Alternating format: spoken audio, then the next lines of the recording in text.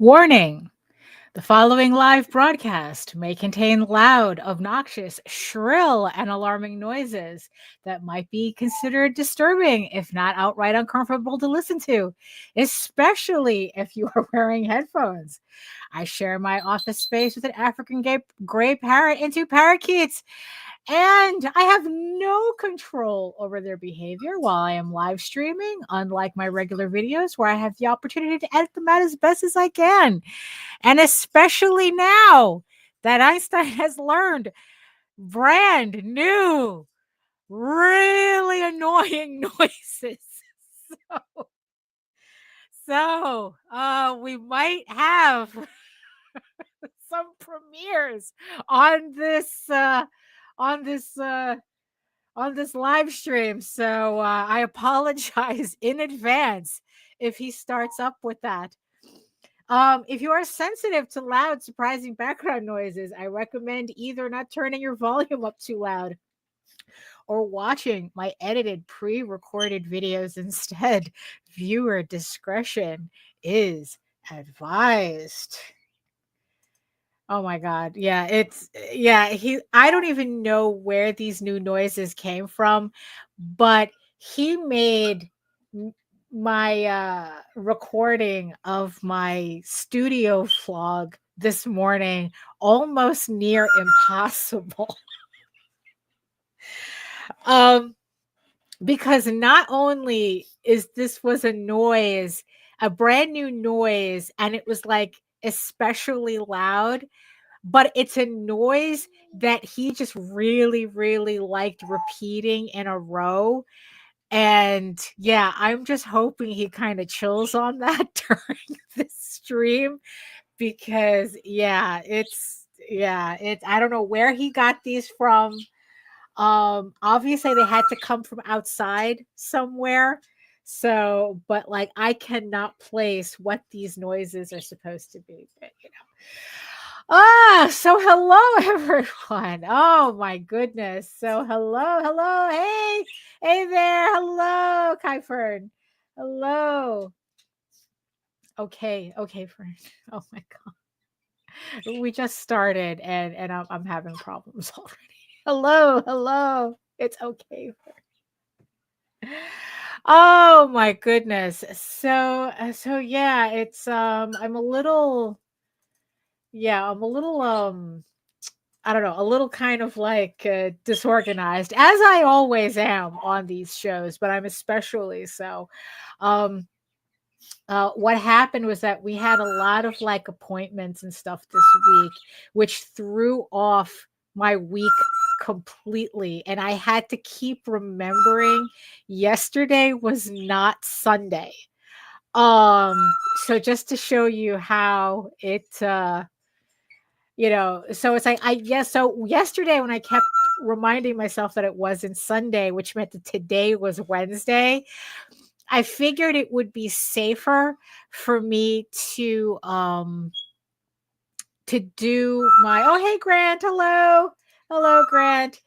Yeah, like I had to like do the Streamyard the night before, because I was afraid that if I left it for the morning, I was going to forget again that it was Wednesday and completely forget that I'm supposed to be streaming. I couldn't do it last weekend, last Wednesday, because I had an appointment. And then of course the week before that I didn't do it because usually I alternate, but so I figured, look, no matter what happened, I have to do a stream today because, appointments everywhere. Everybody has appointments. And for some reason, it's just like, it's just been difficult trying to schedule everything. So hello. Hello, everybody. Oh my goodness. Yeah. So now I'm just trying to find everything. So yes, I see you, my beautiful eyeball people watching from regions beyond. Thank you so much for joining us today, or joining me at least. But if you join us in the chat, then it is an us. So yeah, so hello. Hello everyone. My name is Daphne Lage and I'm a cartoonist, illustrator and comic book artist from New York.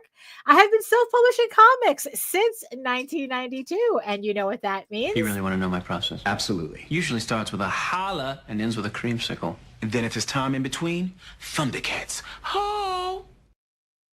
And I am known for the furry fantasy adventure Tall Tales and my medieval fantasy drama, EGORAVEN, Heir of the First Unicorn, which will be going live on April 14th with issue 10. Yes, the issue I will be still working on this stream.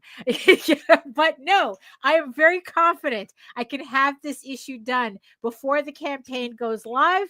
So I am calling it, I am giving out the actual date that I will be going live, April 14th.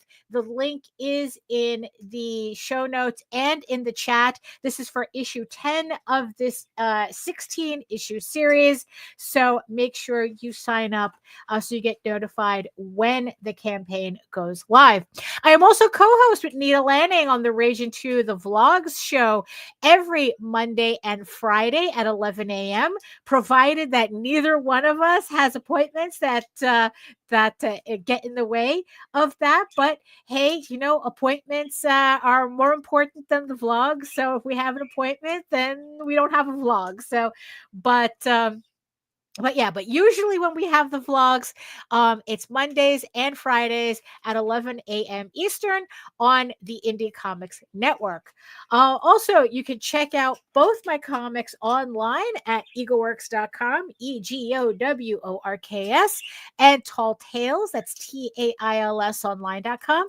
And you can check out all my videos on how I make my comics here on YouTube at my channel at Daphne Lage, LAGE Art, which also simulcasts through the Indie Comics Network. So if you're just showing up or you're just finding this or you're new here or you're not new here, make sure that you like, share, subscribe, and hit that notification bell so you get notified when any of my shows, my videos, my live streams, and the vlogs, or everything goes live. Oh my goodness. So yeah, so it's been a busy couple of weeks. Let's see, what are the highlights? What are the highlights? I got a lot of my commissions done. In fact, House of Bob, the sketchbook campaign is officially closed. Every commission is done and out. Everybody's got their artwork. Everybody's got their books. So now I can just move on to setting up the next House of Bob campaign for later on this year. For those of you who don't know, House of Bob is my collection of spicy furry artwork. And I not only do I offer sketchbooks on these campaigns, but it's pretty much the only time that you're able to get commissions from me. Usually I only do like professional commissions, but if you just want to commission me for some private work, the House of Bob campaign on Kickstarter is the best way to do that. So now that I finished everything from this last campaign, I can now move on to setting up the next campaign. Like I said, that's going to be later on this year, but I will definitely let everybody know when the pre-launch page goes live so that if you do want to get a commission or pick up the next sketchbook, you won't miss your opportunity to do that. So yeah, so also thank you everybody who supported EGORAVEN issue 9. I got the last 4 sketch covers out, so now that campaign is now officially fulfilled and closed. So yeah, so that was pretty, yeah, so it's been a pretty busy couple of weeks getting all that done. So now it's on to it's crunch time for EGORAVEN issue 10, which we have on the screen right here. I am down to the last 5 pages of this issue. So, like I said, that's the reason why I feel confident in finally announcing an official launch day for EGORAVEN 10, because I'm pretty confident that I can finish these last 5 pages before before we go live. Not sure if I'm going to be able to get a proof before it goes live. I kind of doubt that, because not only do I have to finish these 5 pages, but I have to I have to add in the flats to, I think, like half the book, because it just got to a point where where it's like, I knew that the inking was really tripping me up and slowing me down. For some reason, I was procrastinating on that. And I go, okay, I'm just going to have to like really push through on the inking. Let me make the flatting the last thing I do, instead of like trying to finish every page completely. I go, you know what? I need to get the inking done. It's like everything else will be a lot easier to do once I have everything inked in. So that's what we're going to be working on today. This is literally the last page of the issue, but I do have, as you can see also on the screen, you'll get a closer. We'll talk more about that. I do have the 4 pages left after this one to ink as well. So, because I figure once I have everything inked and shaded, then I could just need to take a weekend to just put in all the flats and just finish it up, because it's all lettered already. I have the layout, the book laid out already, so I just have to update all the files with the new pages, and then pretty much do like a final run on the file, and then we're good to go. So yeah, so I'm confident in announcing the launch for EGORAVEN on April 14th. So like I said, link is in the chat and in the show notes.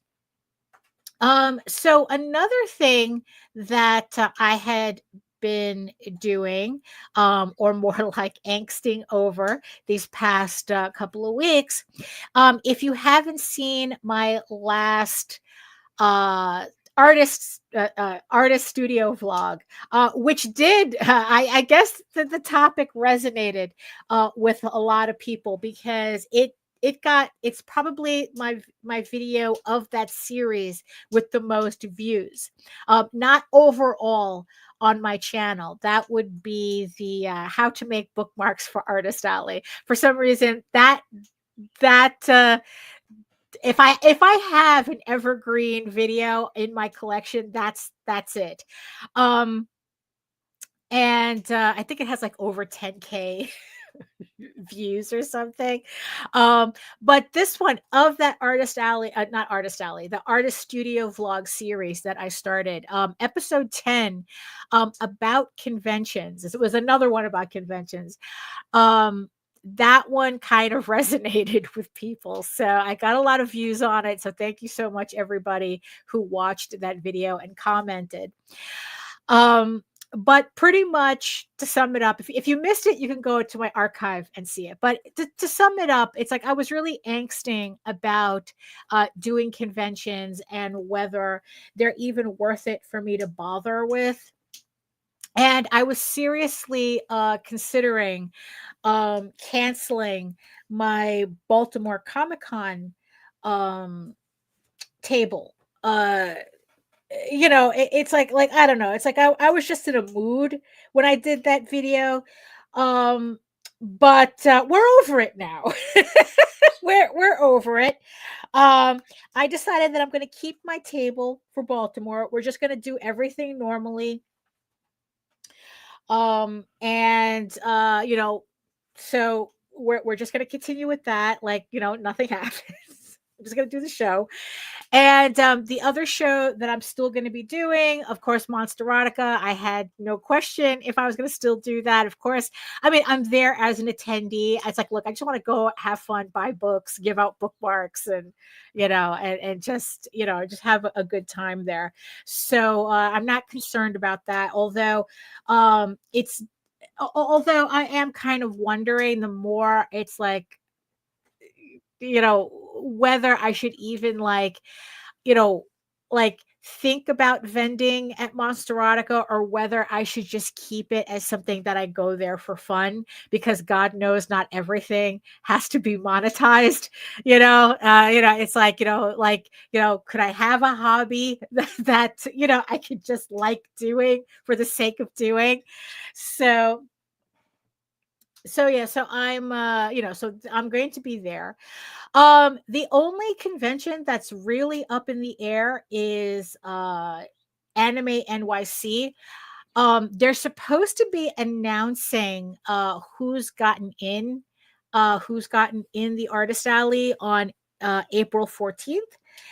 Um and and it's like, and I was kind of thinking, it's like, oh, maybe I should just let that one go because I don't know. It's like but at the same time, I began to really wonder that it's like, you know what? Considering that convention is juried, if the jury thinks that I'm a good fit for the convention, who am I to say no? Like, if they look at my stuff and say, no, no, no, you're not going to be a good fit here, then that is what it is. It wouldn't have surprised me. But if for some bizarre reason they say it's like, yes, you can come to the show, I'm kind of thinking that if I don't at least try it once, I'm going to regret it. So, that's kind of like where I stand. So if I get in the show, very leaning. It's like, you know what, screw it. I might just end up doing it anyway, just to say that I did it. But if I don't, I'm not going to make a big deal out of it either. If they don't give me a table, then it's like, look, if they're not giving me a table, it's because they really don't think that I belong there. So that's fine too. The thing with Baltimore is that what finally kind of like turned my thought around with Baltimore is that because it's so far out and it's already paid for and it's not that big of a deal. I was afraid that if I had canceled the table, I would have regretted it by the time October came around. So I go, you know what? If I think I'm going to regret it, I'm just going to leave it alone. So there we go. So there's my tentative convention schedule for the year. So Anime NYC is up in the air. We won't find out until April 14th. I will be in Baltimore in May for Monsterotica. And then I will be back in Baltimore in October for Baltimore Comic Con. It's like whether I put more conventions on my schedule or if I make conventions a regular thing, that's up in the air. It really depends on a lot of things. And, so yeah, so that was pretty much, I did mention all of this in my vlog that I recorded this morning. So I did episode 11 of my artist studio vlog. I still have to edit it and put it together. But yeah, so hopefully sometime between now and Saturday, I'll get that video up. So yeah, so I was working on that this morning. I mentioned I talk a lot about that. So the next thing that I kind of had on my mind after the whole convention thing is updating my website and updating my store in particular. So that's the thing that I'm kind of like working through right now. I mean, my website, I think I updated it in a way that I'm pretty happy with. I know I've spoken about this before. It's pretty much a hub, the hub that I always said that websites should be in this day and age. Um, it's kind of like I got it stuck in my head that it's like, you know what? Instead of trying to force people to my website, I have to meet people where they prefer to be. So I'll always have egoworks.com as my main thing, but all my links to where you could also find me is on that main page. So wherever you prefer to interact with my work, there's a link there for it, apparently. Well, not apparently, there's a link for it there. So so now that I had that, pretty much set up, I mean, I'm always going to be tweaking with the website, always. So now that I have that set up, now the next thing that I have on my mind is kind of like figuring out my store. So now I'm kind of like in the middle of not setting it up because my store is still live. I mean, the link is in the show notes. So if you wanted to check it out, I just made it, I just categorized it better. So like instead of having all my products on one page at the front, on that one page, what I decided to do was break up. Oh, hey, HR. Hello. I decided to break up my store into categories so that if you just want, so instead of like having the front page a mess, it's a lot more organized. And you can just go to the category that you want to check out. And then, it takes you to a page that has everything listed for that category. I thought that in the end, after looking at a lot of websites, that made more sense. So right now there's 6 categories, but only 3 of them are live. So of course, EGORAVEN is live, and Tall Tales is live on the store site.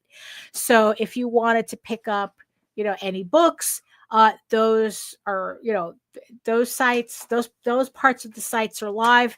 So that's good to go. I just have to add, I had to write a note for myself to remind myself to do that since the EGORAVEN 9 campaign is done. So I just have to add issue 9 to the store, and I can finally add the Mondo Bondo and the House of Bob sketchbook to the store as well. So I have to add those books now that the campaigns are closed. I don't feel right selling books on my store if the campaigns are still open. So at least now that's not an issue. I can finally put those books up.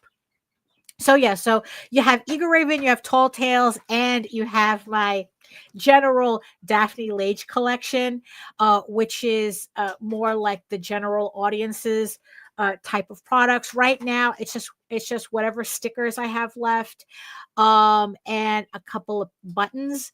That is just pretty much the last of that stock. And once that's sold out, I'm not making those anymore. I haven't really decided like what exactly is going to go in that category.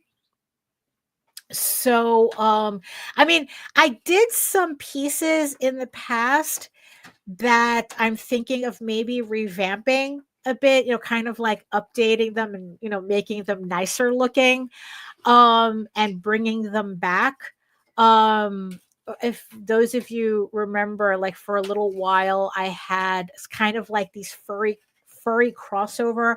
Like I had like a hyena girl dressed up as Harley Quinn, and I had a unicorn dressed up as Swiftwind, but crossed, and it's like, and I have like a rabbit girl dressed as Sailor Moon. And I like the pieces, but they just seem very dated now. And I didn't like, even back then, I didn't quite like the way they came out, but I know that if I redid them and just kind of like updated the style a bit. I would like them better, and also to allow me to tweak a couple of things too in the artwork, because I really do like that hyena girl that I did, and there was like a Judy Hopps based one that I really liked. I just have to fix it. There's a couple of things on there that always bothered me. I mean, they all kind of had something about them that bothered me. So this might be a good opportunity to bring them back. And then there was some that never made it to the catalog. So yeah, so I think that by fixing them up and putting them back in the catalog, I think would be really good. They're still good pieces. They're good pieces, Brent. So so so I think that would work out. So yes, I'm gonna probably put that on the docket, and like slowly get through all of them, just to make them look nice. So yeah, so those are the 3 categories that are open on the shop. The other 3 categories that that I'm still working on right now. So House of Bob, I have to revamp and update with the new sketchbook. So that's currently closed now. So on the store site. Then the second category is what I'm now calling the alpha boyfriends. Those are the male mascots that originally were supposed to be part of House of Bob, but the more I kind of thought about it, the more I figured they should be their own thing. Especially when it comes to the type of products that I want to make for them.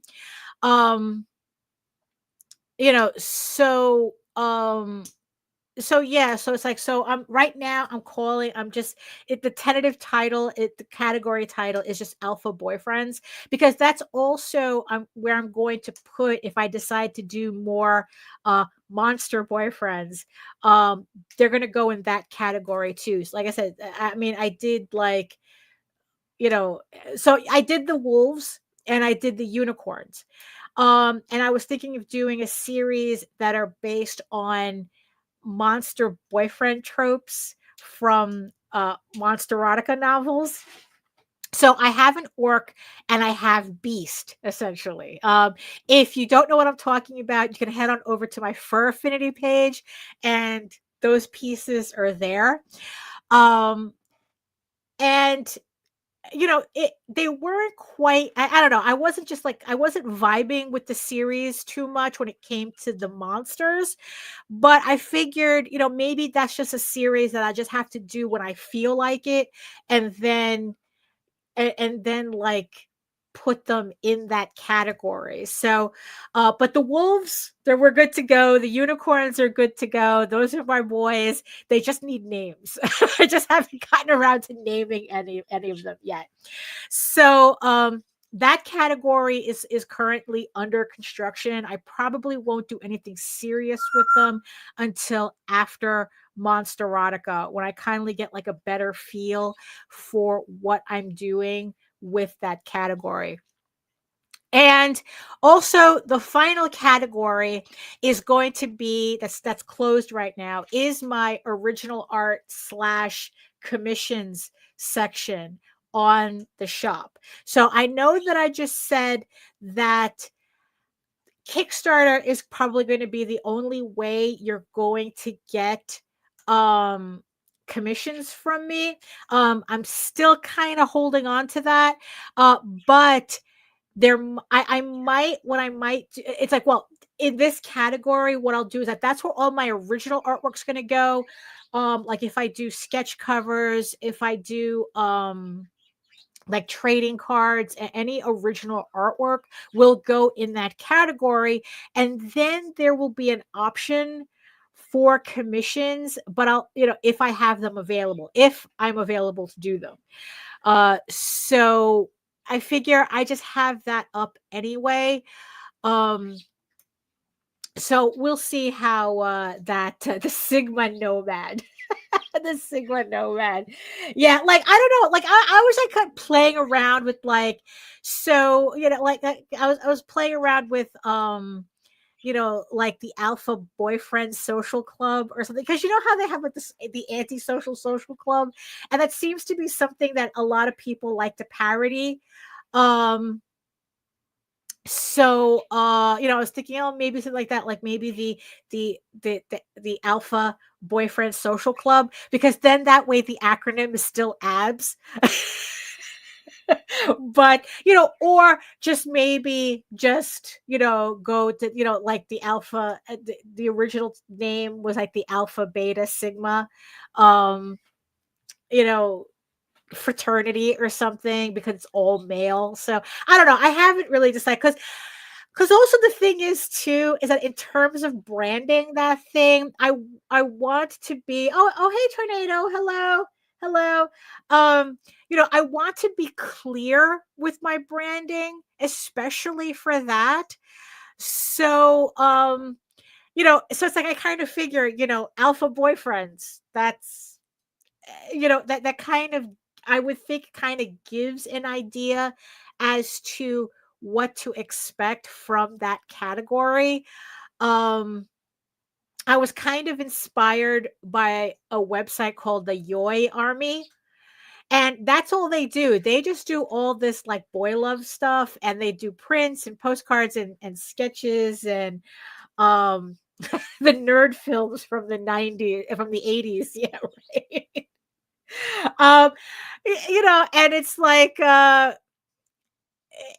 it's like that's kind of like where I'm leaning now towards. It's like kind of like just make it its own thing rather than part of House of Bob, because it's like the title House of Bob, as much as I like it, branding wise it's a little confusing, but I keep it for my own reasons. So it's staying House of Bob for the sketchbooks.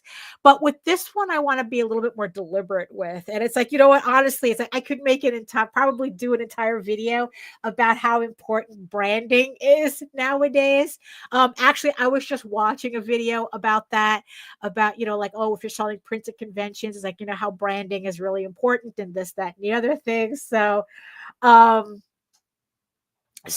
yeah, so it's like, I'm still playing around with that. So yeah, so those categories I'm still working on in the shop. But like I said, if you are interested in picking up Tall Tales, if you're interested in picking up EGORAVEN, you don't want to bother with Kickstarter, you can always go to my website, always go to my shop, and my books are always available there.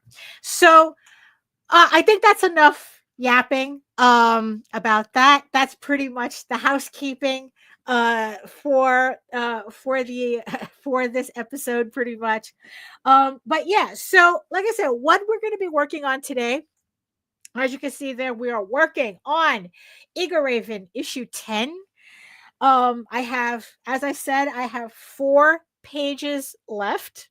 Let me just switch it over here. There we go. So I have 4 pages left, as you can see right here. I have been it's like I still, like I said, I still need to go back and put in the flats for for the previous pages, because but that's not going to take me as long as inking the pages are, because even though I have the pencils, like I have the blue line pencils that I'm working from, I still need to go in and tighten up the pencils before I like refine the pencils before I can actually just ink them. Unfortunately, I don't have the confidence anymore to just make those changes straight while I'm inking. It's like, it's just a lot easier for me to just refine the pencils and work on top of them. So that's what we're going to be doing. This is page 32 of this issue. Yes, it is the last page. The reason why I skipped ahead, one, because it was the easiest page out of the final 5.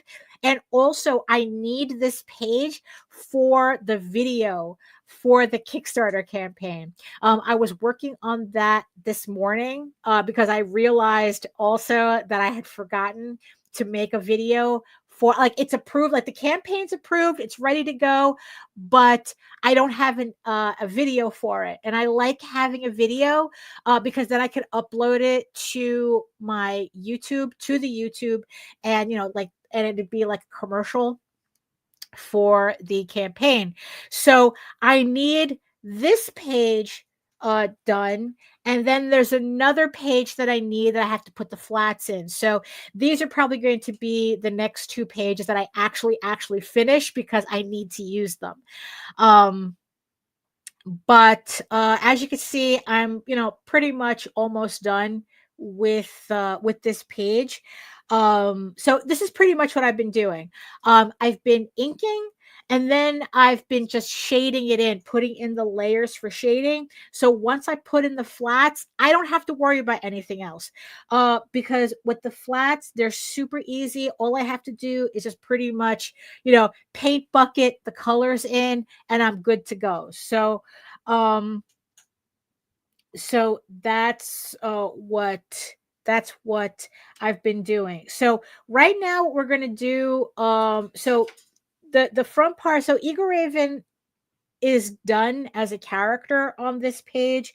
So what I'm going to do is I'm going to shut her layers off so that I can just concentrate on the background characters now, and the background in general, without being distracted by the finished part. So that's what we're going to do. So let me just put in my new pencil layer, and yeah, so let me get the music going. So let's get that. As always,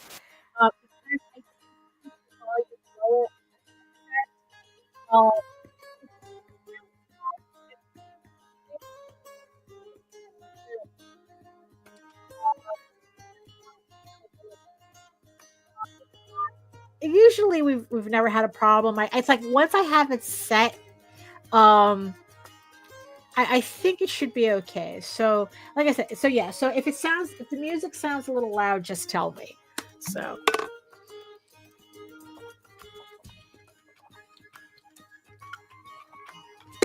So let's get our hydration going, and let's finish this page. So let me thank you, HR. Yeah, so the music's fine then. Okay, good.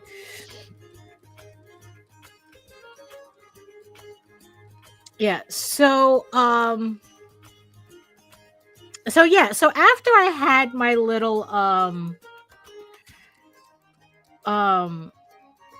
my little existential crisis with conventions, right? So what I started doing was, instead of binging Artist Alley content, I started instead watching / binging online store content. Trying to get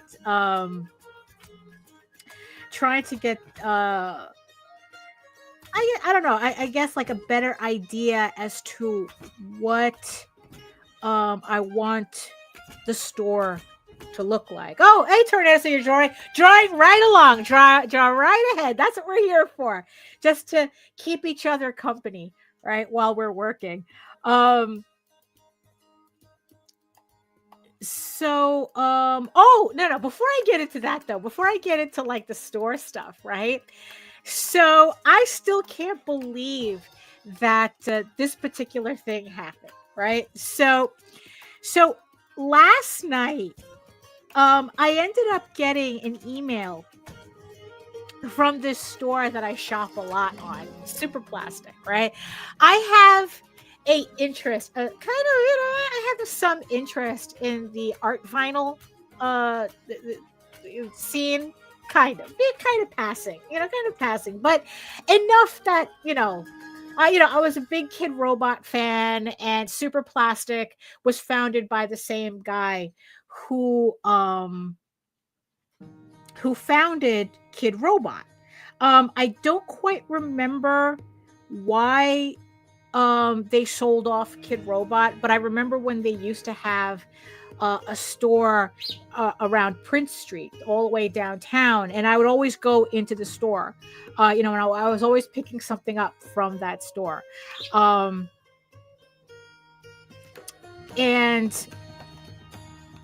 so when I guess like he left, I don't remember if he left or sold Kid Robot. I think he might have sold Kid Robot. And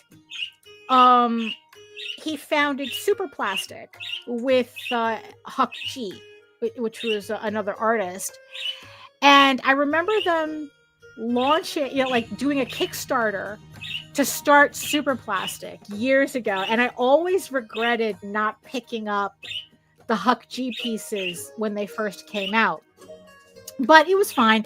I over the years I've collected several Super Plastic pieces, not specifically Huck G, although I do have some Huck G pieces, but so I collected. I do have a collection of a few Super Plastic pieces.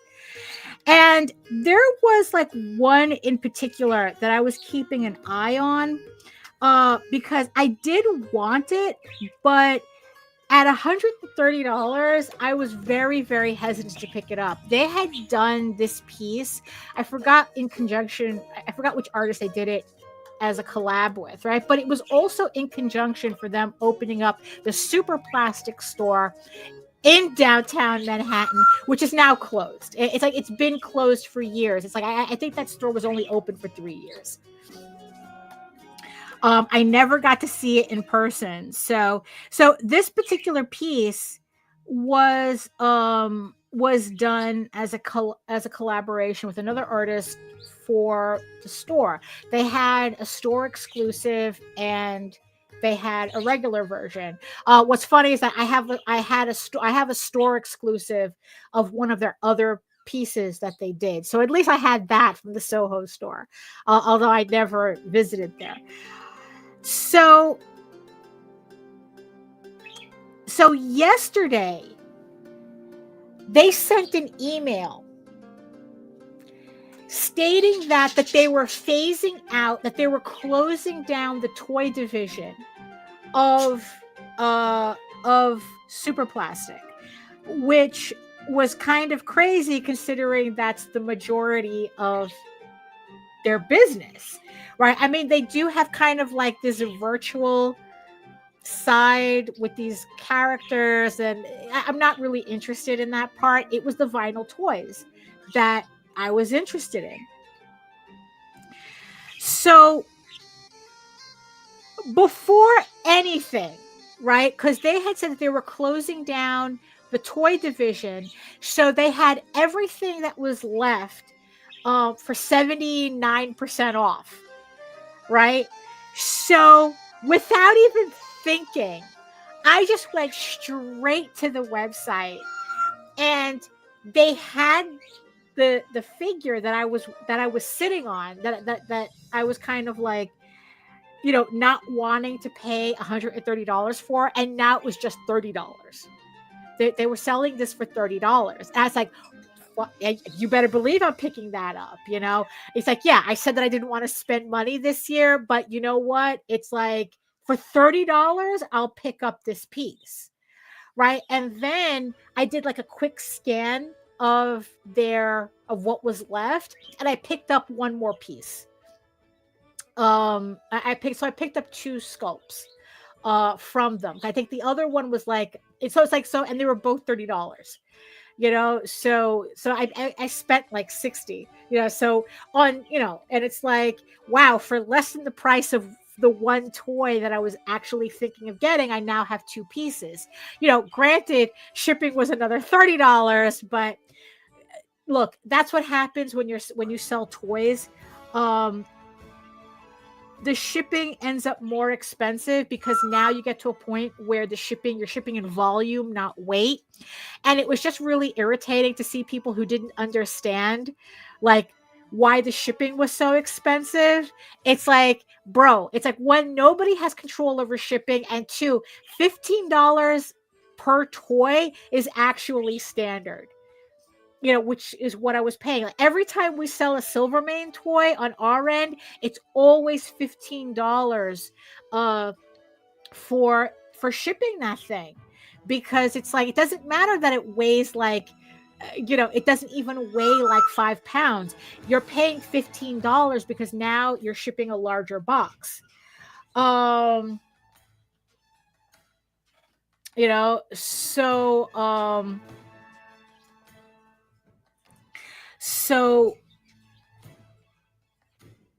so I picked up these 2 pieces, right? And then when I was telling Jose I was telling Jose that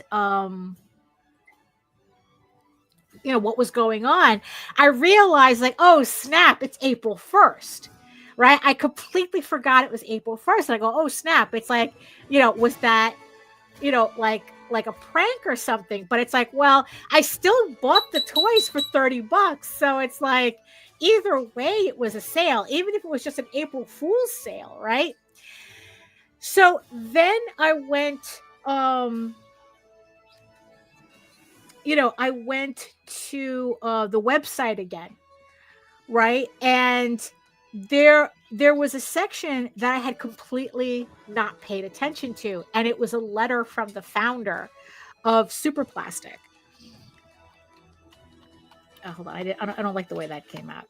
So it was a founder from the founder. It was a letter from the founder of Super Plastic, and what it was that, no, unfortunately, it wasn't an April Fool's joke. That what happened is that he says that the tariffs that they were going to be hit with made it impossible for them to do small run vinyl toys. Because he says, it's like, look, it was bad enough that they got hit with a 10% tariff on the toys. Now they were going to be hit with 25%. And he was saying, now they're talking about 50% tariffs. And he was like going, we can't continue business if the tariffs are going to be like this. It makes it completely unfeasible, because they said that in order for us to even like make money on these toys, we'd have to sell them for $300 a piece. So he was like going, so what we're doing, and he goes, and the problem is that there's no vinyl manufacturing, no vinyl toy manufacturing in the United States. There's not one company that does it. So what he says, so they had to make the decision to stop doing toys. I guess until things get better, or it doesn't. So the sale, get this. So they're discounting heavily everything that's left in the warehouse. And everyone has until April 5th. It was either April 5th or April 6th to buy whatever they wanted at this discount. And then after the 6th, whatever toys are left over, because they're vinyl, they're all going to be melted down to make vinyl records.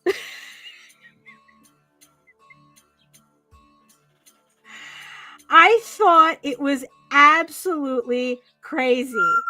It's like, again, I'm not even sure if it's an April Fool's prank. It's like, I'm still not sure, but that letter seemed really, really sincere. And I went to Twitter to kind of like see if anybody else was talking about it.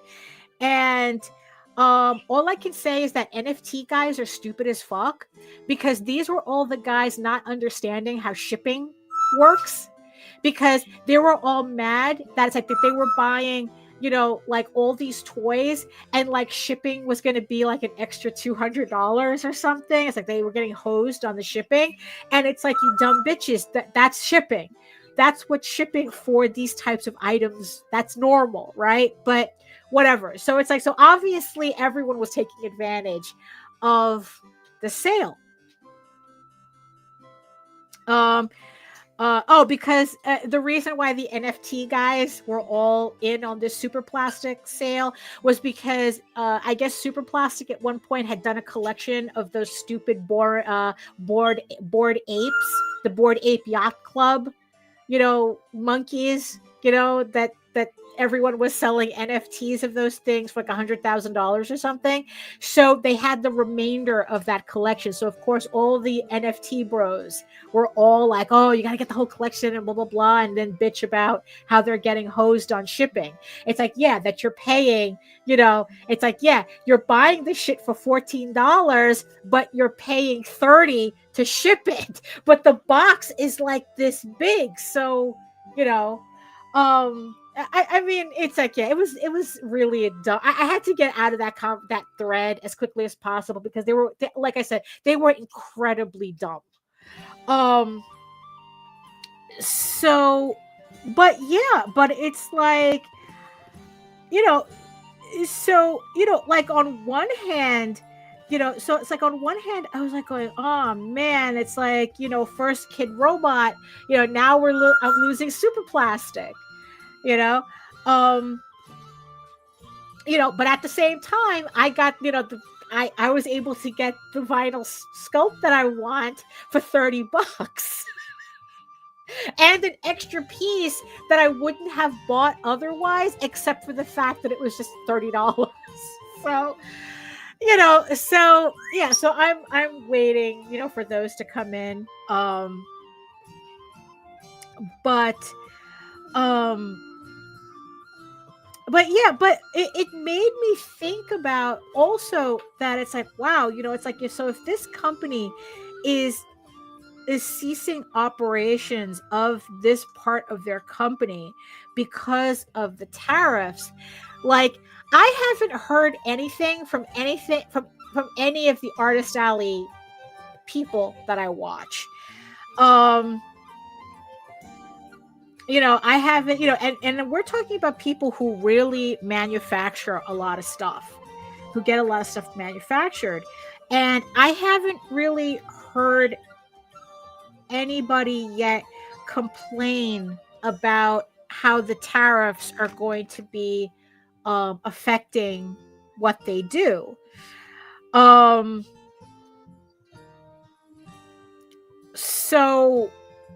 I don't know if that's because like the volume of stuff that's being ordered is not being affected by the tariffs, because I know Temu gets around the whole tariffs thing by sending everything regular mail, because I think that's like if like I remember reading that it's like if the products are under, like if the shipment is under $800 or $600 or something like that, you could just send it through the mail and it won't get stopped by customs.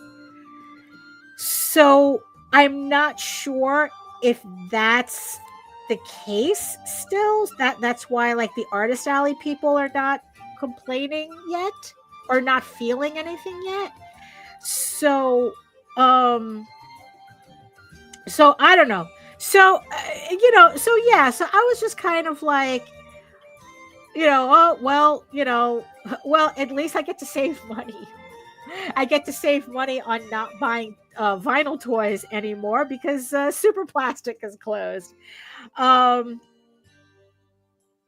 so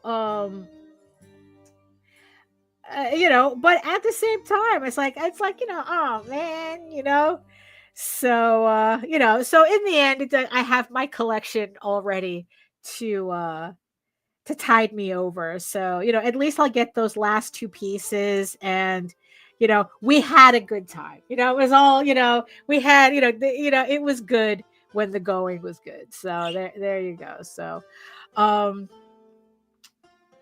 but yeah, it's like, I just don't know like how this is going to be affecting, how this is going to affect um um just like other types of manufacturing, like for Kickstarters. Like, I don't know if Grant is still in the chat, but it's like I know that you were getting your stuff printed in China. Like, this is going to be an issue for you, or you just going to have to go back to just printing, to just printing in the States again, doing POD printing or something. Although you can get offset in the United States, but I think like not at the price point, which is kind of ironic if you think about it, because it's like why well, let me not be stupid. We all know why China is less expensive to print shit, to get stuff manufactured than here. Okay, we all know why. It's like, So yeah, so let me not ask that question. It's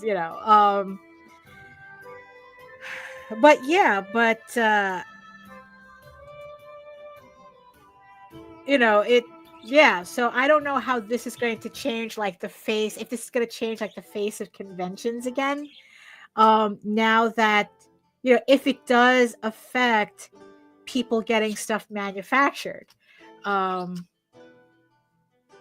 Because, because it's like, because me and Jose were talking the other day about getting some tchotchkes done, right? Because I know that there's certain things that I want to like experiment with making, especially for like House of Bob and Alpha Boyfriends, because like I want to try like standees, to get like standees done, and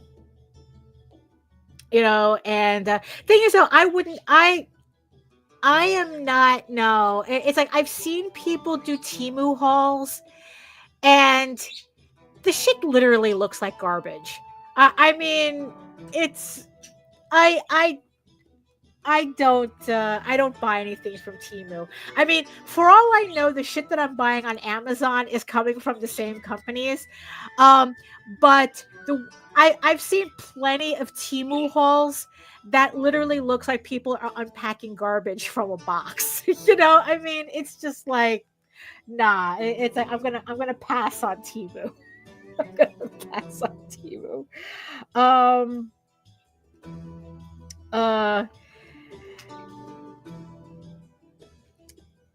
So yeah, so I just so we were talking about like doing some tchotchkes and stuff, like mouse pads and acrylic standees, and maybe some like keychains or some notebooks or stuff, and we were just kind of wondering, it's like, oh, like if the tariffs were really going to affect our ability to do that, especially if we're ordering such small quantities. So I don't know. We'll see how we'll see how that works out. Let's see. So, wow. So when I'm drawing out these pages, right? The thing that I kind of like sometimes fight myself with is how much detail should I really put into a lot of this work.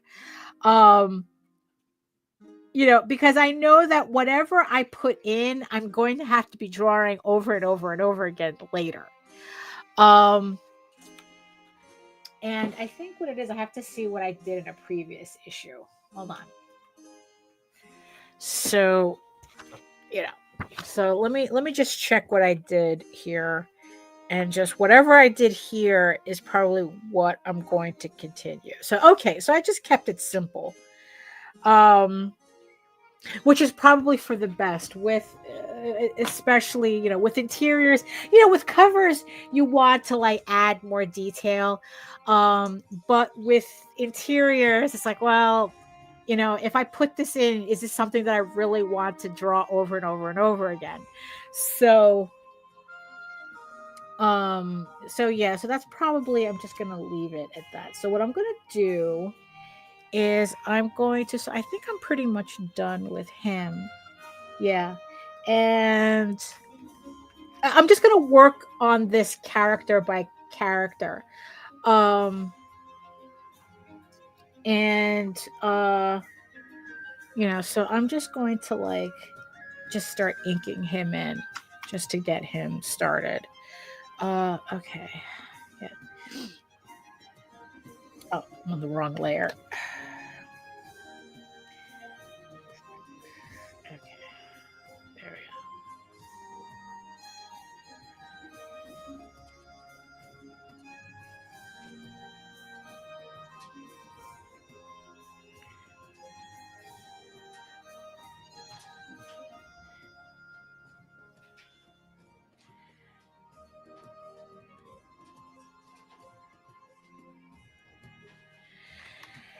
So I am, I'm a little disappointed by Super Plastic closing down, or for all I know, it really was an April Fool's joke, and maybe after the 5th or the 6th, they're gonna be like, oh yeah, we just wanted to clear out so we can bring in some new merch.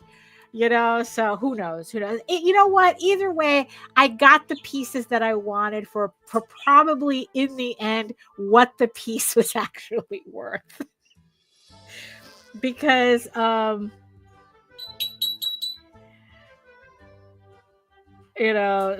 I'm okay with that. I just have to find space for it in the office when they come in, because they're two rather large pieces.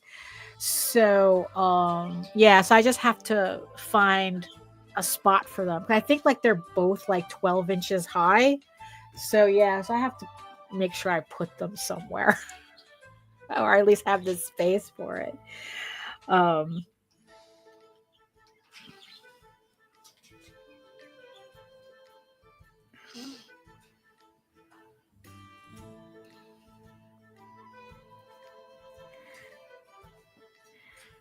Jose has a sketchbook. So Jose has a sketchbook of the Toth, it's Alex Toth, right? Of all the work that he did for Hanna-Barbera. And and it's it's like the simplicity of line for animation. I mean, it's definitely, it's definitely the opposite of anime, where it's they put all the details in, right? And with comics, it's we're always writing. Oh, hey John, hello. Hello there. With comics, we're always writing this fine line between wanting to be really illustrative with our work, but also keeping in mind that we do have to draw this stuff over and over and over again. Not necessarily animating them, but the fact that you have panels. We're drawing the same characters through multiple panels. So every detail, so it kind of have, so it's we kind of have this weird Chekhov's gun scenario that if something shows up in that first panel, right, not necessarily does it have to be used, that's not what we're talking about, but it's kind of how many times do you want to repeat that thing throughout the book? And what's funny is that I kind of was thinking when I was doing this page, I was kind of thinking of a situation that I had put in that I really had to kind of think that it's okay, how much of this, it's how much of do I really want to draw this thing over and over and over again? So so earlier in the story, right, everyone gets like these talismans that they have to wear. Um, so in order to protect themselves from magic. And there's a panel that I needed to show to kind of establish these talismans, that everyone's wearing these talismans, right? Now that I'm on the last page, right, and this last scene, right, I'm kind of like debating, okay, do I need to draw these talismans on everybody?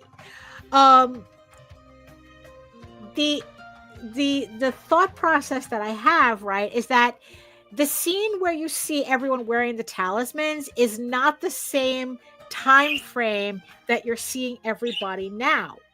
So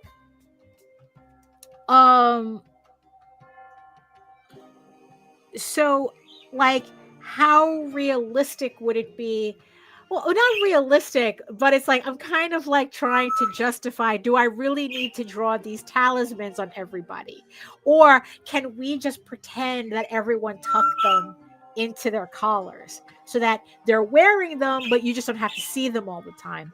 Because honestly, drawing the talismans are kind of annoying because it is kind of like a small detail. And yeah, so I'm just trying to decide whether this is something that, like if anybody asks, like, oh, how come they're wearing the talismans on this panel, but nobody's wearing the talismans on this panel? It's like, well, because this is later on in the story and everyone's tucked them into their collars, so that they don't lose them or something, right? So I don't know if I'm just being kind of low-key lazy with that, well, you see, but I have the establishing shot, HR, right? It's like I have the establishing shot, and then it's like this is just later on in the story, so yeah, so I don't know if I'm just being low-key lazy, or or just efficient. Or just kind of like efficient, so that if I don't have to kind of like not waste, but if I don't have to draw in these details, if they're not necessary, then I won't.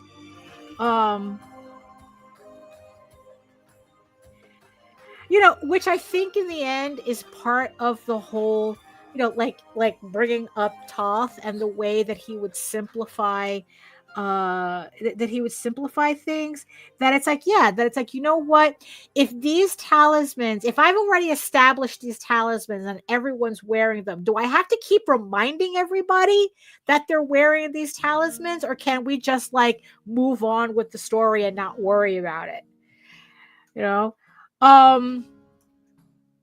The thing is, though, like what's really making me think about this, right? Because I'm simultaneously doing the novelization for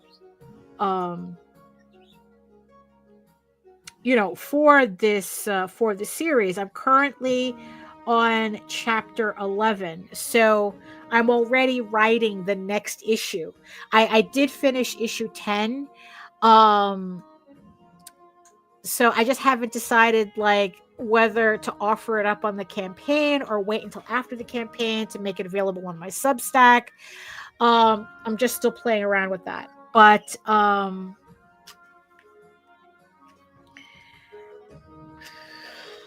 hold on, let me just do this.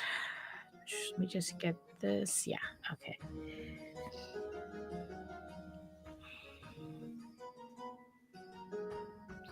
Okay, there we go.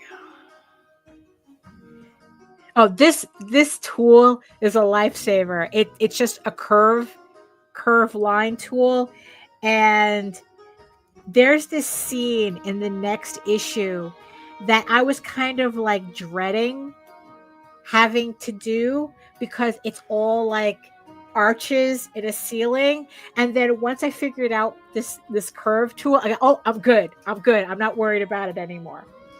Um,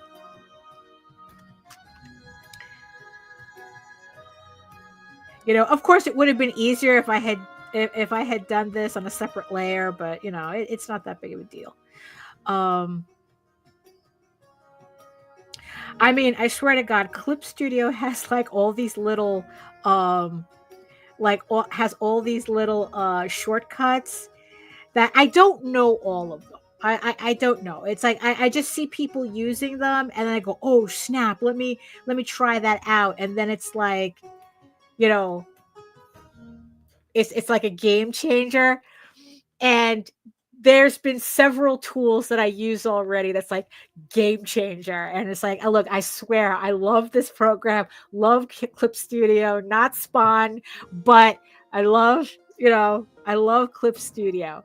It's like, I've said it a billion times already. I don't think I would have finished as many comic book pages as I have without Clip Studio. I swear to God. But where were we? What was I talking about? I got distracted. Oh my goodness. So yeah, you know what? It's like, it's really funny. So that whole thing about kind of like redoing those pieces. Let me see if I could show you guys one of those pieces that I'm talking about. If I could remember where I store them. Because they're kind of like old, so they're in a different, excuse me, they're in kind of like a different section of my hard drive. Okay, they'd be here. Okay, so I'm gonna open up one of them. Let me see. Where is the Harley Quinn one? Well, look, this one was also a good one that I really liked, that I think I'm going to like. Luckily, let me just open up the TIFF file. Let's not get too complicated. So, the black and white one. Actually, the black and white's not too bad. Actually, it's kind of not that bad already. Let me open up the color version. Hold on. Here we go. So here is the color version of this piece.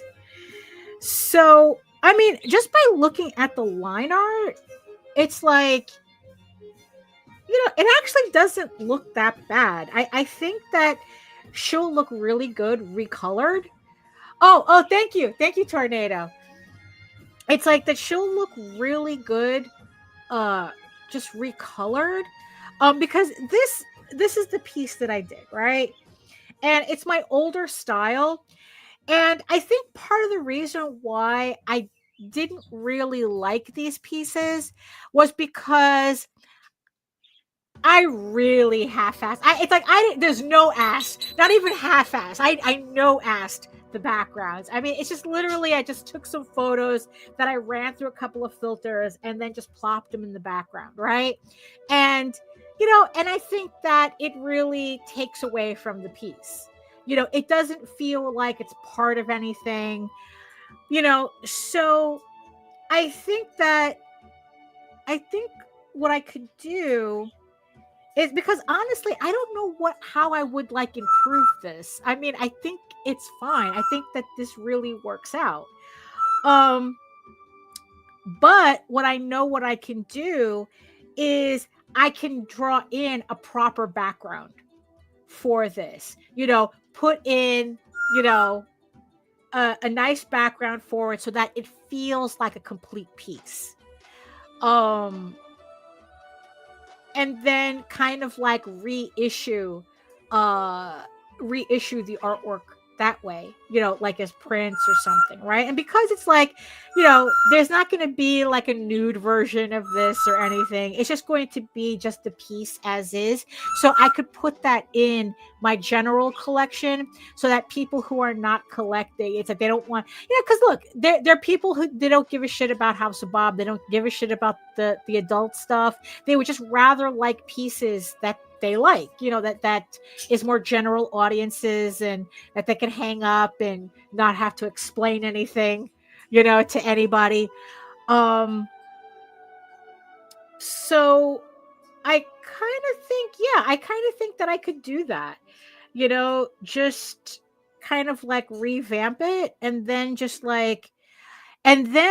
what I would want to do I have that here?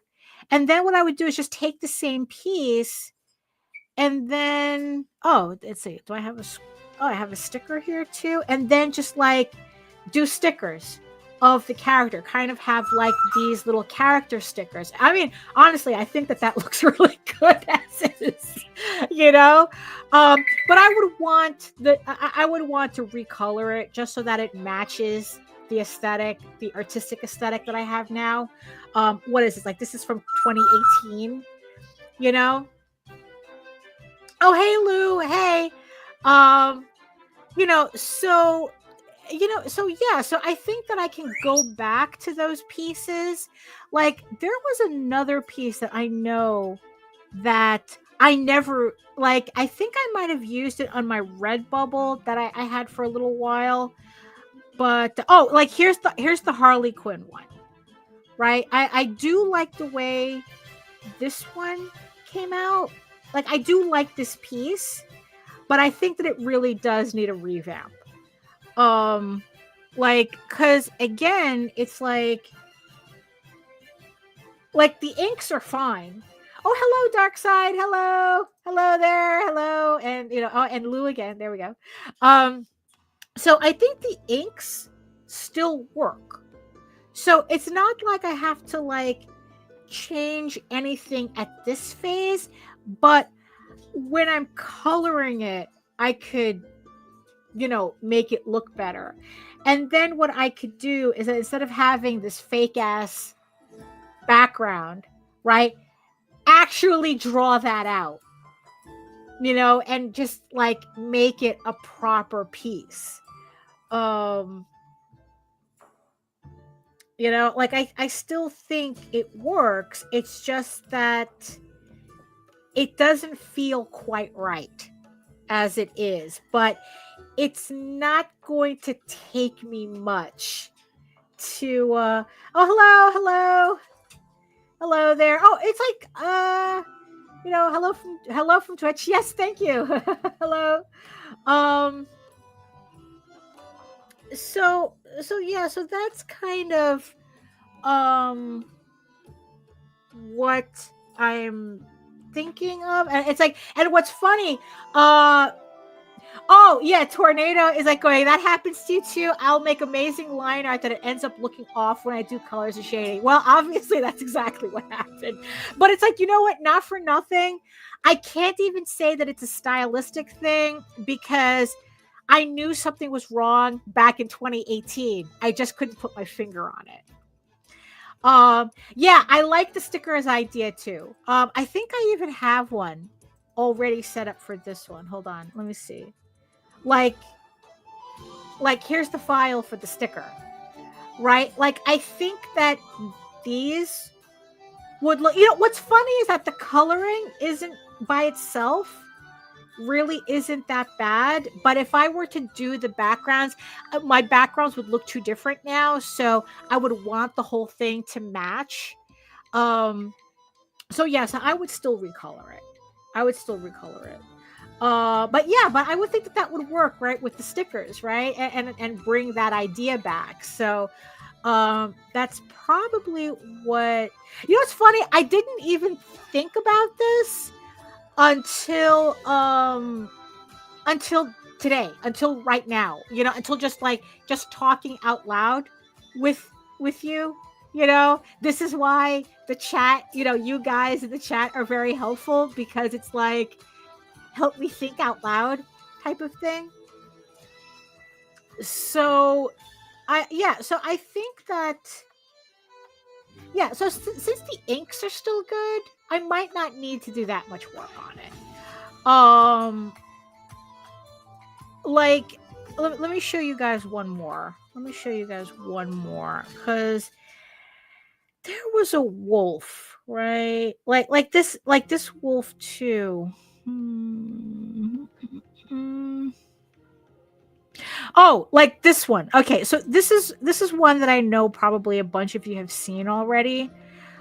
This is my Officer Judy, and I really do like the way it came out, but again, I would have to kind of like redo the coloring. Oh, hey Joseph, hello. Hello. I would have to like redo the coloring. And this part, even though I was working from a photo, this part always bothered me. Like, now that I kind of have a better understanding what this part of the scooter is, I can actually go back in and fix this and then recolor her and then do a proper background, and and just like, and have like, just update it, you know right. And then hold on, it's like there's this wolf one that I'm trying. Let's see. I don't remember. Or was it Little Red? What did I call it? Something like that. AF G.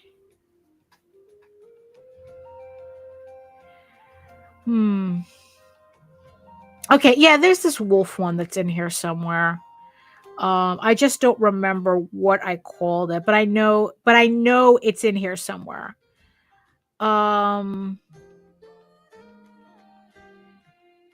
Okay, just one last one, right? So this is the other one that I was talking about, right? This rabbit as Sailor Moon, so yeah, I mean, it's like this one I might fix up a little bit, but I don't know. It's like I said, it just needs the coloring and a proper background, and and I think that I can, reissue these pieces. So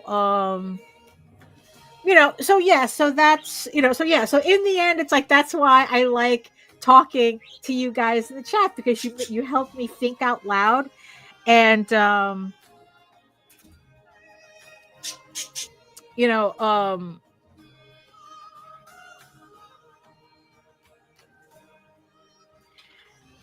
it's like, okay, now I kind of know what to do with that. So it's like, yeah, so that way, I still think the pieces work, even though they're a little on the dated side, but I think with like a good makeover, I think that they'll look nice.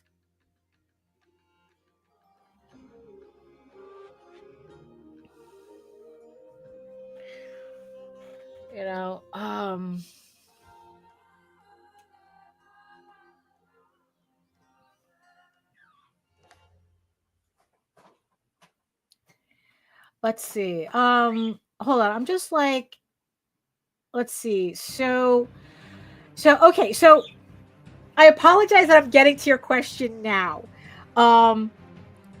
So because it's like, because I'm just running everything by myself, I sometimes miss things, but okay.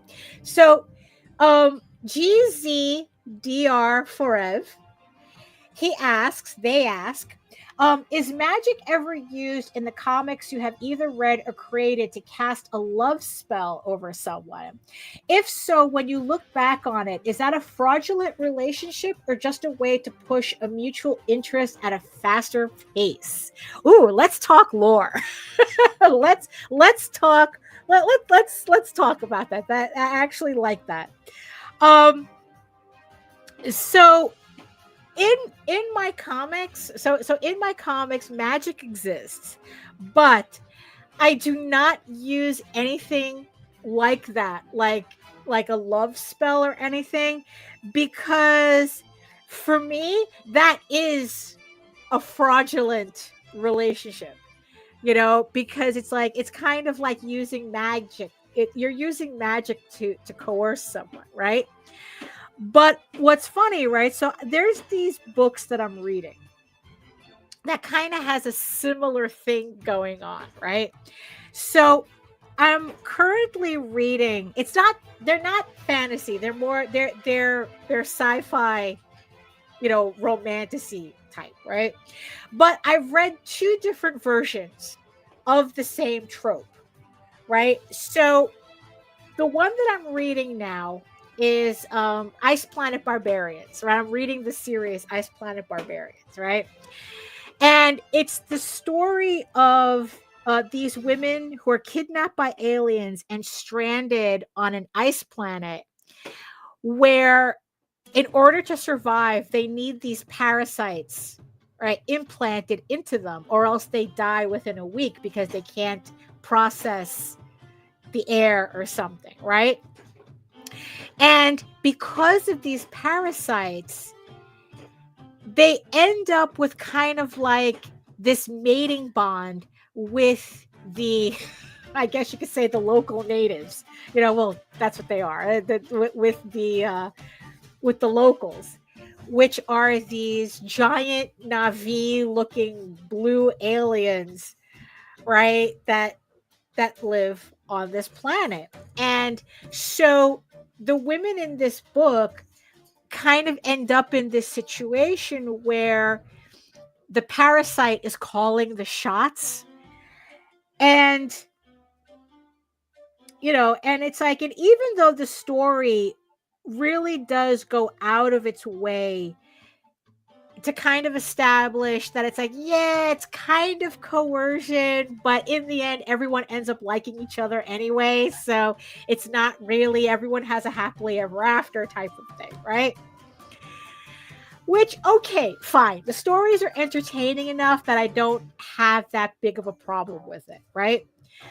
But there was a similar series that I also read called Accidental Alien Brides. It has almost the same premise.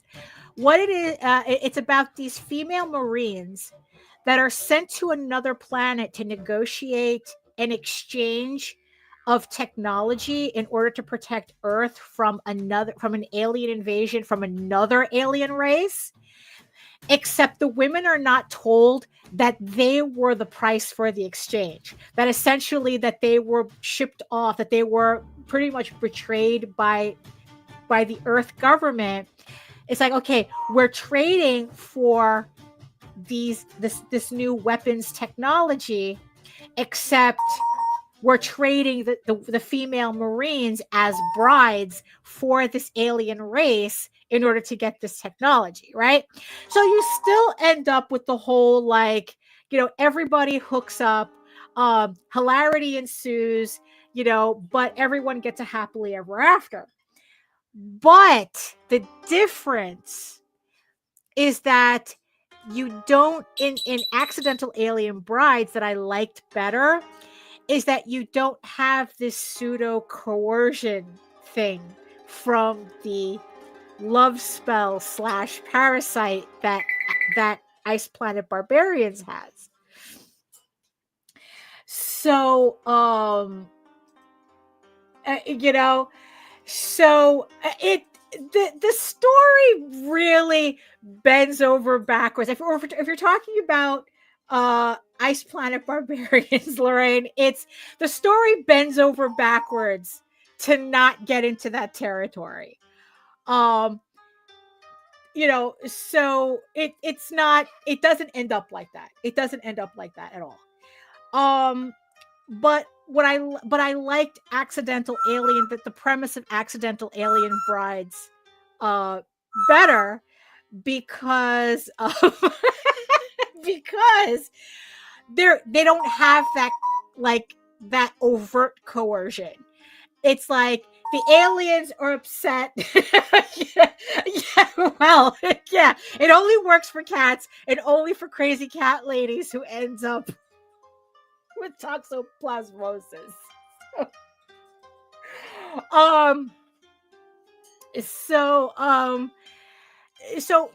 So for Accidental Alien Brides, nobody is happy with the situation. Because, like, even the aliens who are getting in, that's exactly why I don't dig that whole like love potion trope thing. Although honestly, like I haven't read it's like I haven't like read any books that really use that trope literally. It's like I said, like the parasite is kind of like the closest in the books that I've been reading. But I personally don't like that type of thing because it's like cover your drink. It's kind of like that. But so in Accidental Alien Brides, right, like I said, everybody's upset with the situation. Everybody feels betrayed by the Earth government for doing that, because for the aliens, because for the alien guys, like consent is like a huge thing. Like consent is like a huge thing for them. That it's like that's like really like, they kind of like mate for life, but it's like, you have to like it too, so it's like it's a whole thing. Like I said, hilarity ensues, and everybody just ends up kind of like going through whatever adventures, and kind of like, and everyone just ends up growing to like each other anyway, right? Like I said, Ice Planet Barbarians, like I said, it bends over backwards to kind of like get around the whole parasite thing. The implications of the parasite making decisions for people. But it's the whole point of these books is not to be gross.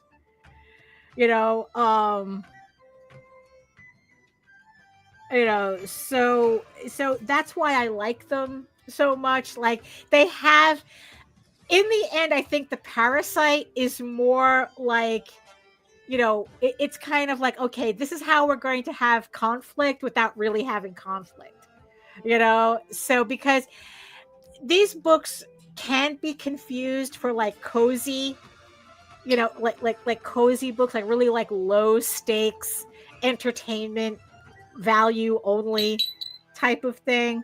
But like I said, that's kind of like, not, it's like the authors for both books really go out of their way,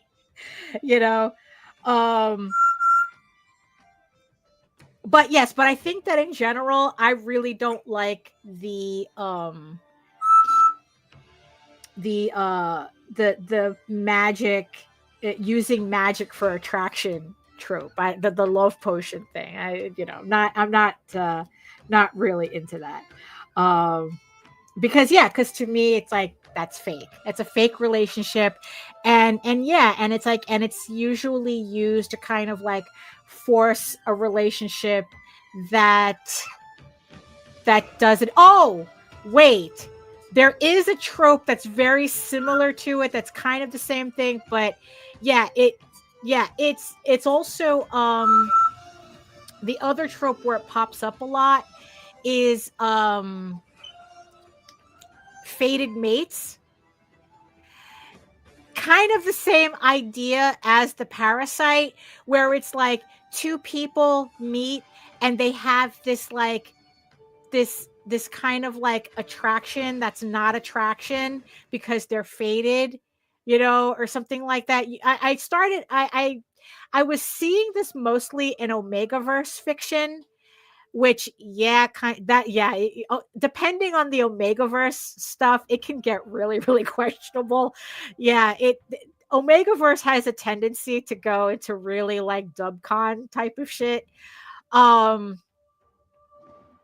It's kind of like consensual non-consent. It's kind of weird. It's oh, bye HR, have fun. And that's kind of like another trope that's been that pops up in like romantasy that I'm finding that I'm not really crazy about. Especially when it's kind of like that combined with like enemies to lovers type of thing, that I kind of like. I'm not feeling that trope either. you know, um, but but like in the end, it's kind of like, okay, so I know, I guess that there's a benefit to people listing their tropes when they sell books, because then it's like if I kind of see those tropes, I can kind of like, okay, maybe like your story has to be really goddamn intriguing for me to overlook those things.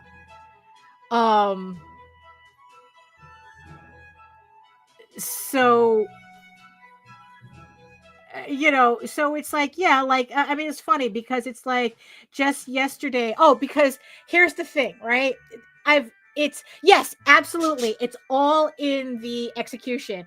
Lorraine goes, C dramas and K dramas get the fated to be together, right? Because it's always in hindsight. Yeah. Okay. Yeah, I can, yeah, I mean, it, like, look, it's like what Tornado says, it's all in the execution as to how these tropes work. I mean, because it's like it's like, look, because it's like shitty writers can get these wrong really, really quickly. They can, and it's like, it doesn't make the trope bad. It's just that you do need a skilled writer to make it good. you know? Um so it's like, so it's kind of like, what was I saying? I was about to say something and got distracted again. Oh, right. So I'm reading the latest book, right? But I mean, but then again, it's like, I don't know. It's like, this is just going to be a general thing about how sometimes audiences can be a little unhinged. So I'm reading the latest Ice Planet Barbarian book, right? And I have never seen this before. But the author actually starts off the book with an apology to the audience for not having a happy ending in this volume. I have never seen that before. So, so what happened is that she wanted to play around with the amnesia trope in this story. She wanted to play around with that, kind of like in soap operas, right? It's like, but the thing is, it's like she actually did research for what having amnesia actually is like, and from what she was reading, unfortunately, sometimes depending on the severity, a lot of the times those memories don't come back. And and that was the drama that she wanted to have in the book.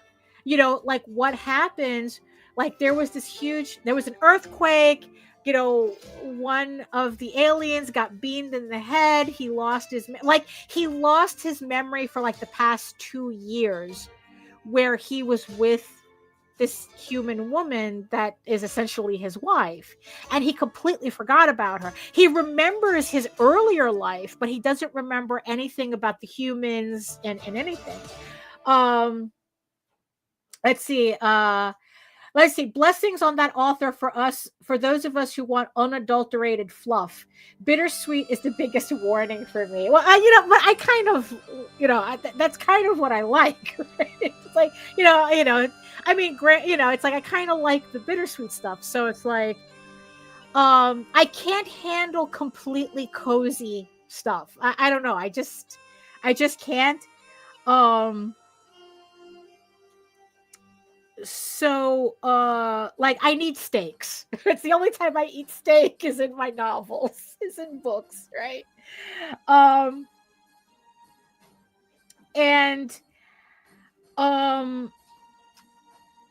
And what happened is that so she's literally spoiling her own book in this apology page. Because it's like, pretty much she's saying, it's like, look, sometimes the memories don't come back, and that's what I'm running with. in the book, that there's no completely that it's not completely a happy ending. He doesn't get his memories back. He doesn't remember, he doesn't all of a sudden remember her, and then it's like, oh, everyone lives happily ever after again. It's like, no, she wants this event to be something that affects them pretty much for the rest of their lives, because that's how it works. But and I was telling Jose this, because it's like holy shit, it's like that's crazy. That it's like, who told her to, it's like I'm wondering, like, who told her to put this apology in the book first? Was it her publisher? Was it her editor? Was it herself, that she felt like, holy shit, if I just leave the story like this, my readers are going to get mad at me, right? And I just thought it was kind of crazy, because it's like, it's like, because it's like, all she was, you see, if it was something like crazier, like I know that there are certain topics that that even I don't want to read about. Like there's some, there's some books that I know can go dark, but depending on how dark it goes, it's like, I'm good. I don't need to go that dark, So it's like, it's kind of good to know in advance, and mind you, I've read my fair share of dark books, but there kind of comes a point where it's like, okay, now you're being out of pocket. So, so it's like, it's like, those to get those types of warnings ahead of time. It's kind of like looking up on the website, Does the Dog Die? Like there literally is a website called Does the Dog Die? And it's like, that way you can kind of like get in advance, and they've expanded it to all sorts of things that people find upsetting, that they want to avoid in movies and books and certain things, right? So you go on the website, it's like, okay, does the dog die? The dog doesn't die. Okay, fine. We're good to go. There's other things there. It's like, it's pretty much a website for people who are sensitive to content, to content. So it's a good site to have. But I kind of think that this is a little beyond that, because it's like, we're talking about, the thing she's apologizing for is the fact that the character doesn't completely gain back his memories. And this couple literally has to like learn to be with each other all over again. And it's like, it's like, whatever happened to just reading a book and being surprised, by what's going on in the story, because I thought it was such a benign thing. I mean, I have seen some pretty unhinged trigger warnings, and it's like, for something this benign to get a whole ass apology is just like, I don't know. Sometimes I think it's a little overboard, Yeah,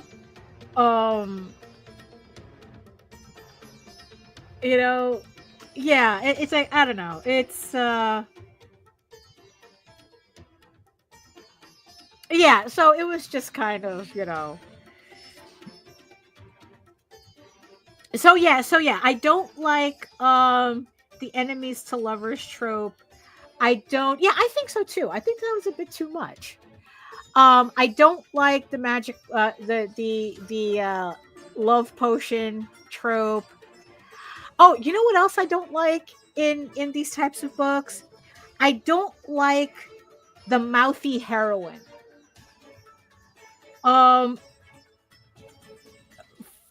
This was something that was really, really testing my patience with some of the books that I was reading, where, it's like, it's kind of like an offshoot of the strong female character. And I hate the trope strong female character. It's like, don't tell me she's a strong female character. That's what the narrative is for. Okay, the narrative is supposed to tell me, the story is supposed to tell me what type of character she is, you know?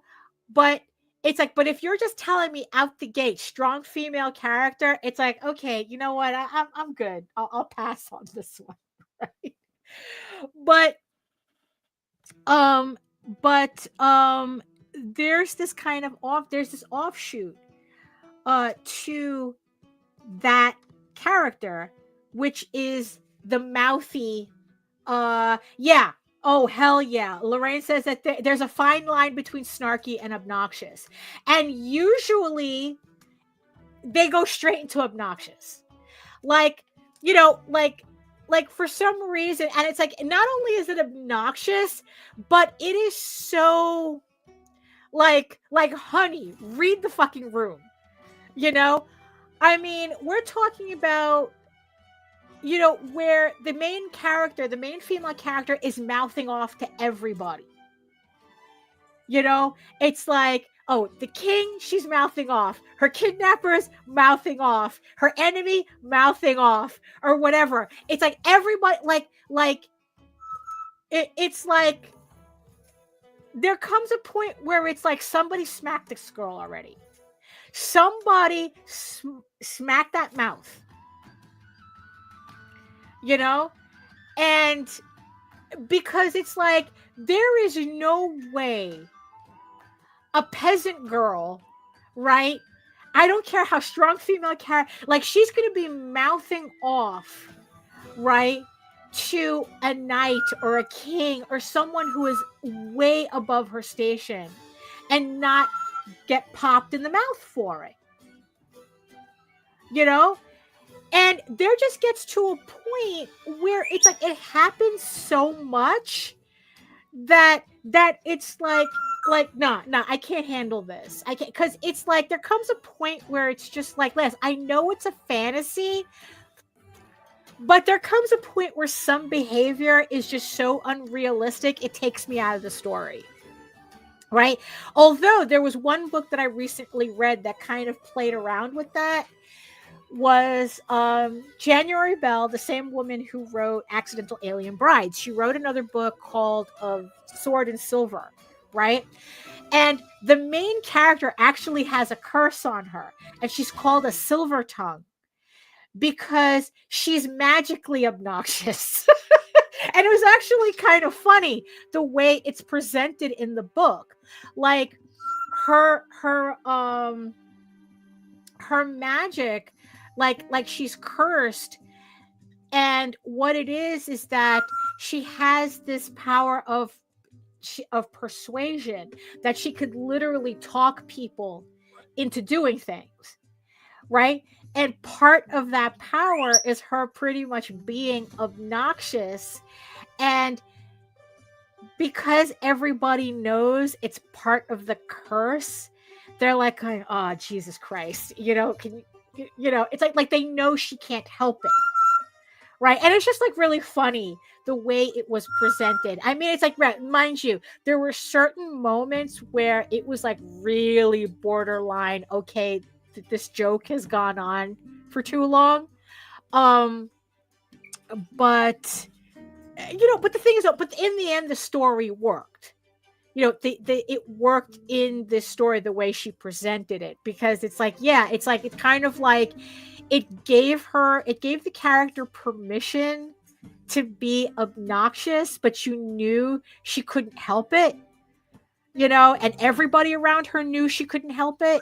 You know, that was just the curse. But then again, but that's also what made her a successful thief. So pretty much she built an entire career around the curse because she was able to, yeah, she was a thief,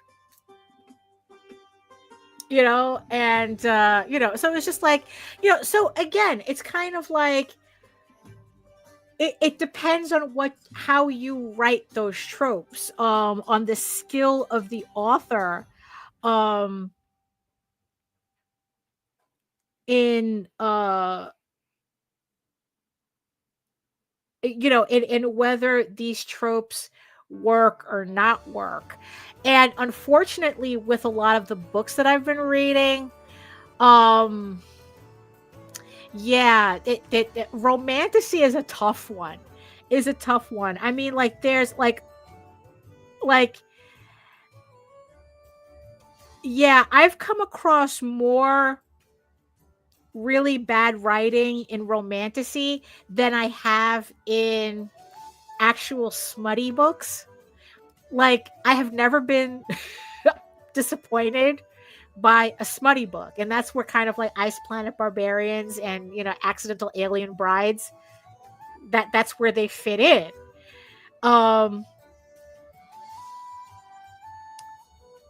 You know, and it's like, and they seem, and for some reason those books seem to do relationship dynamics much better than these romantasy books.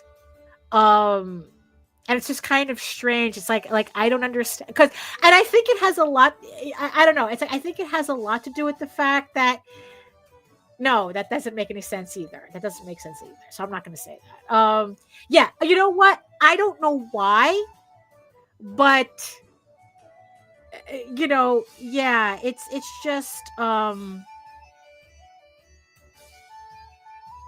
yeah, the skill, yeah, it's like the skill of the writing of the writer really counts in these cases.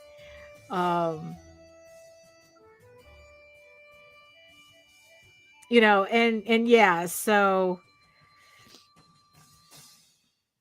because like for me with the smutty books, it's not just about the smutty stuff. Like the relationships in the book have to work for the smut to work. So, you know, so yeah, so I think that more care seems to be put in the writing of the relationships because of that. So I don't know. It's you know, but yeah, but no love potions. No love potions allowed. No love potions and mouthy and mouthy main female characters. No good. Yeah.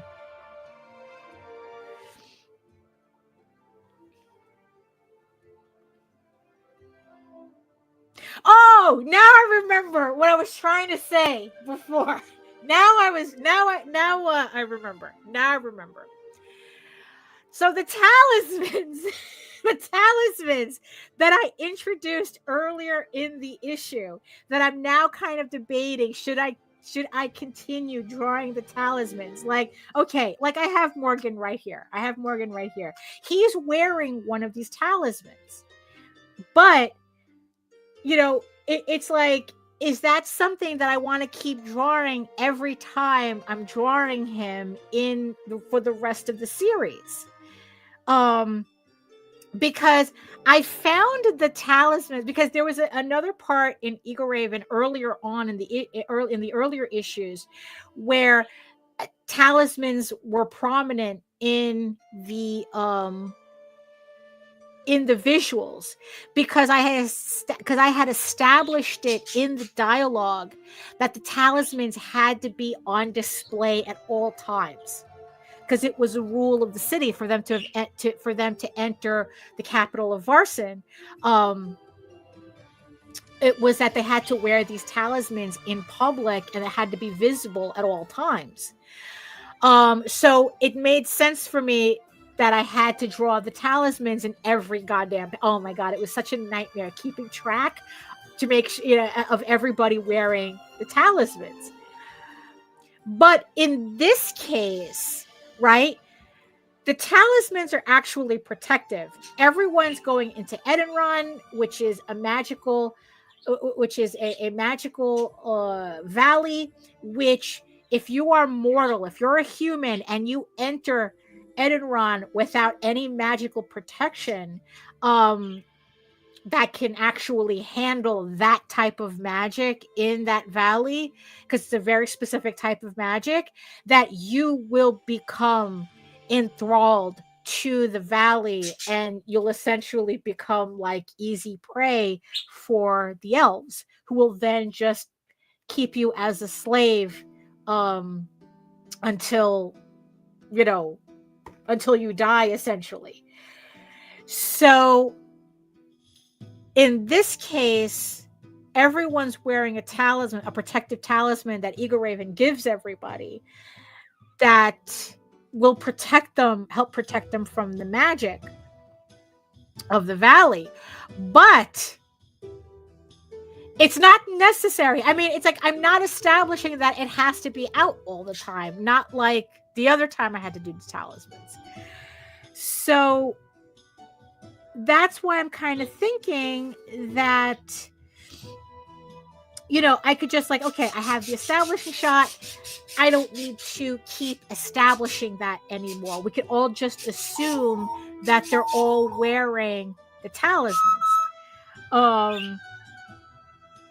Because I have a lot more characters now, and in this part of the story, and it's like to have to make sure everyone's wearing a talisman is just like, oh my god, I don't know if I want to do that. I don't know if I want to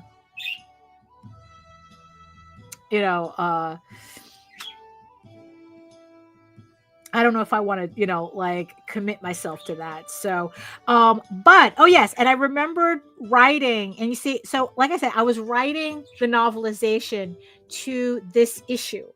I finished the novelization to that, and, and in the story, of course, I established the talismans, why everyone's wearing them.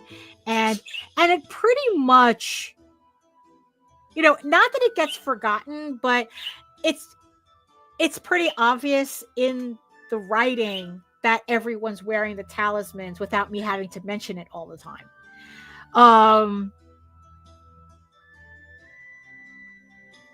So, so that's kind of like how I'm feeling now with this scene. With this scene that I'm working on now, is like, okay, how much detail can I get away with not putting in these pages? Because it's like there's going to be like a couple of opportunities later where everyone's not in armor, and that would make sense, that it's like, okay, everyone's kind of like in their casual clothes, and you would see like bits of the talisman. Oh, maybe I could do that. Yeah, like you would see like the rope, like the cord, but you wouldn't necessarily see the whole talisman, but there would be like, you would see the cord, or it's like, or it's like you just see it like just like hanging out of their shirt or something. Or if they're not wearing a shirt, you would just see the talisman. Like in those moments, it would make sense to see the talismans. But I think in this case, in this part of the story, I don't think I need to do that. So, wow, that was a long way. That was like a long way around just to get to my original point as to whether I should be drawing, this particular detail in these pages or not. Maybe I am just being low-key lazy on this. I don't know. So,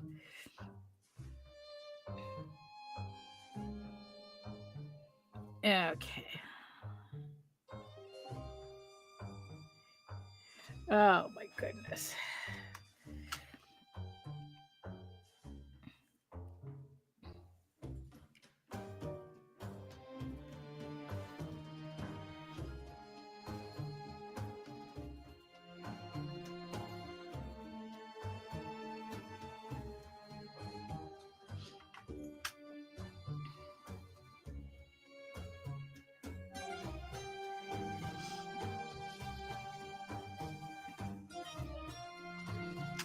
Let me just like at least try to finish inking him in.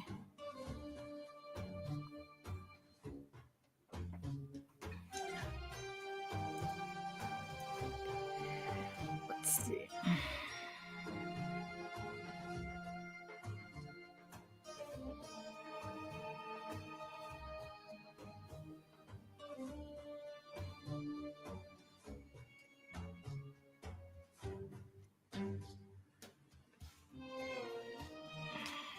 Okay.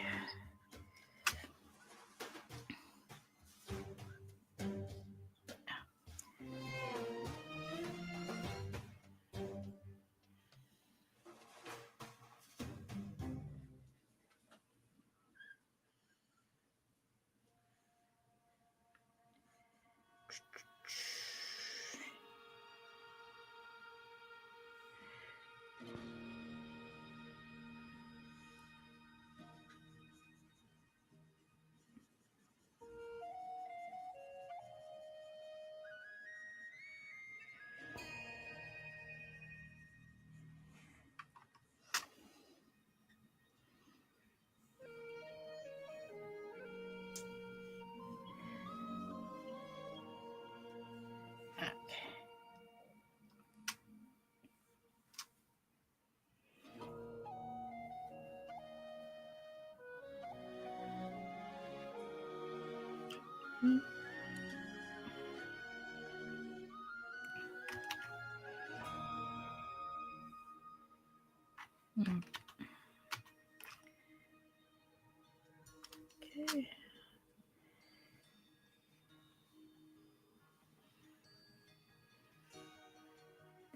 Well, at least we'll get Morgan done today.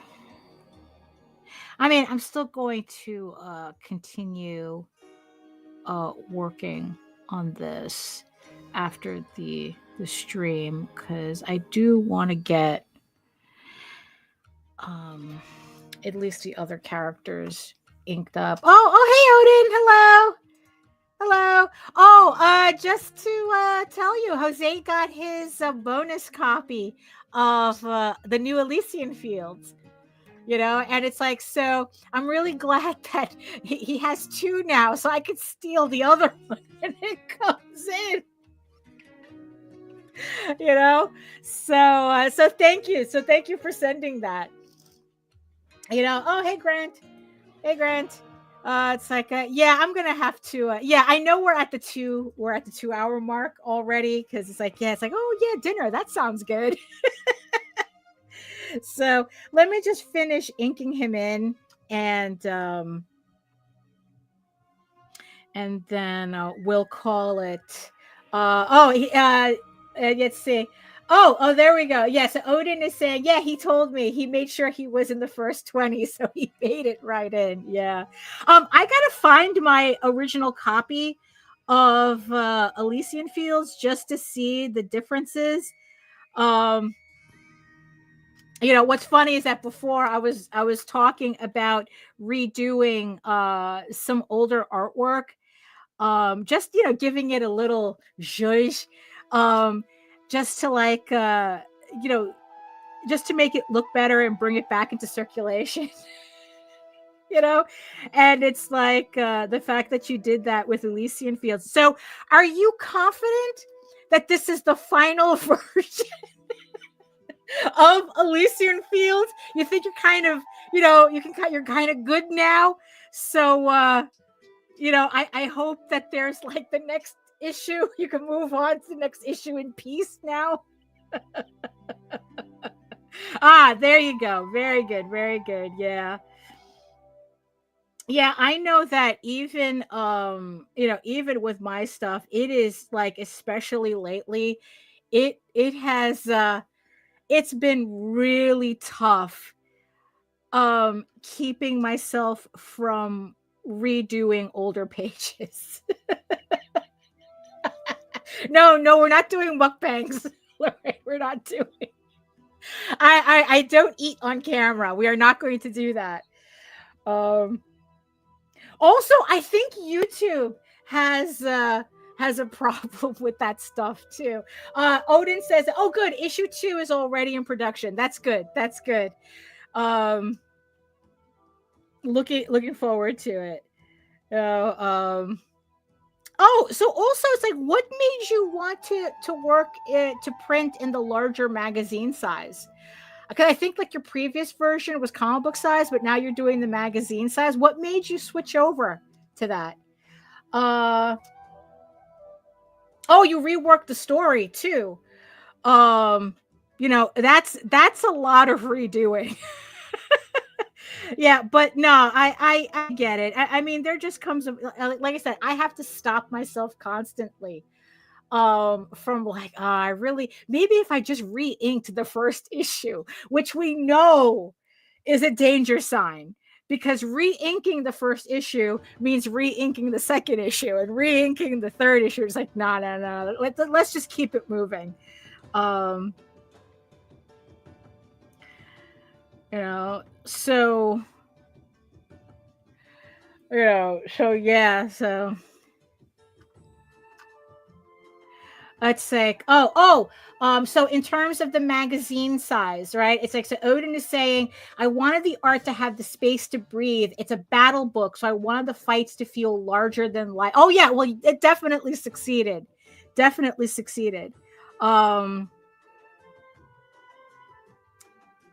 I mean, yeah, no, congratulations, bro. I mean, it does, it looks really good. It looks really good.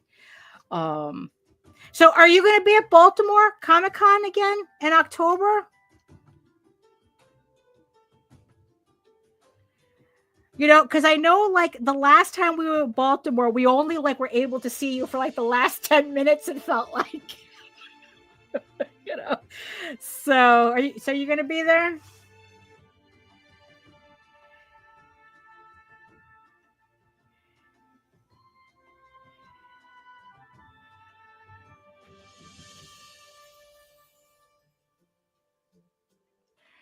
Oh, you're on the wait list. Wow, they have a wait list already? They're sold out already? You know? Because well, but then again, I did get my table like really, really early. I think I got it in October. I think I got it in October. Like I guess like once last year's Baltimore finished, I just went and I just got the table. So it's like yeah, so yeah, but I'll be there. I'll be there too. I decided to keep my table. I was kind of like having a moment and thinking of canceling, but no. I've decided I am going to be in Baltimore. Oh, Lorraine says hopefully no pennant race this year. Yeah, because that was part of the problem too. They had done SPX on the same weekend, which I think like completely split the audience. And then there was like that, was it the Orioles, Ravens, whatever they do there. I don't know, whatever sports ball thing was going on. You know, um,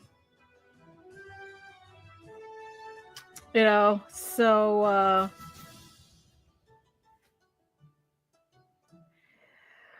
so yeah, so at least Baltimore is back on the menu for October.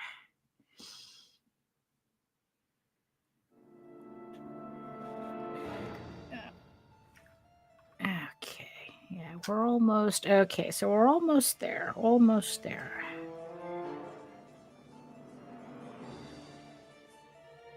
So at least let's get him finished. Yeah, because it's like, damn, this stream went by super fast.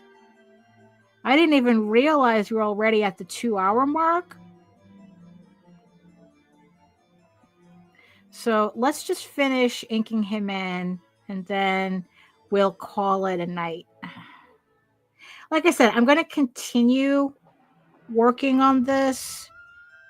I at least want to get the other characters penciled in so I can get this page finished. Because like I said, I need it for my video. So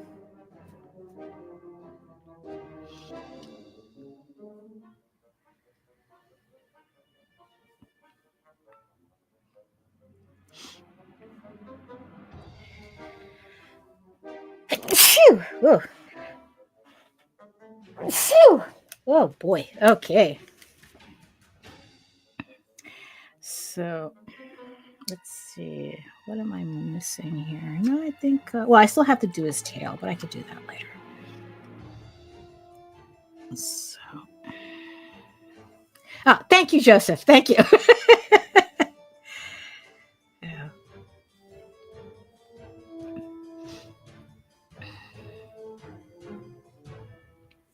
Okay. All right. You know what? Let me just finish his tail. It's like, it's not that much.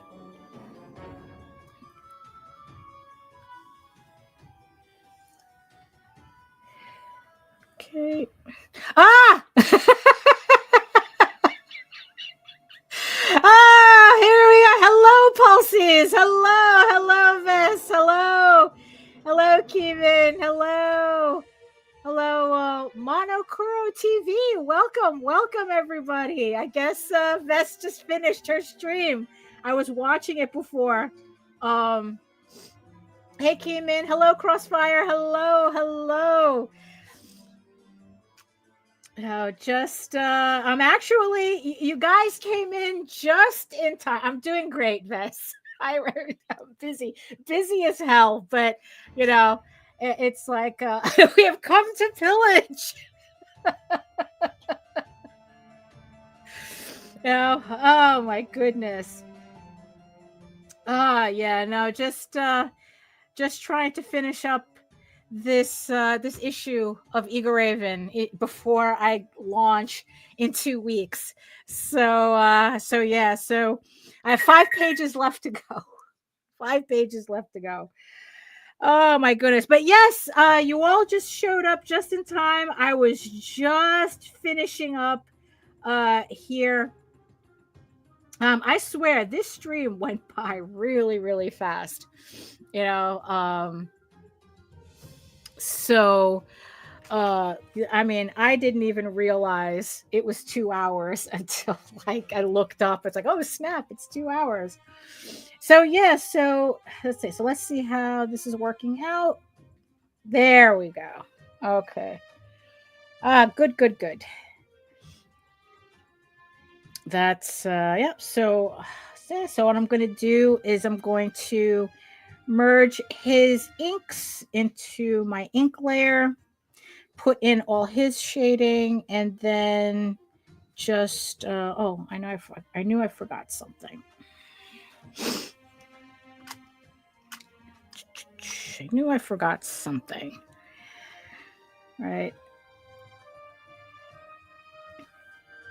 Okay, because I want to make sure I don't forget that. There we go. Oh, you're gonna be well. Like I said, I'm literally just. You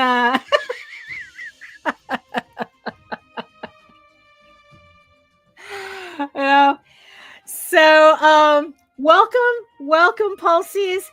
But unfortunately, I'm actually just finishing up here.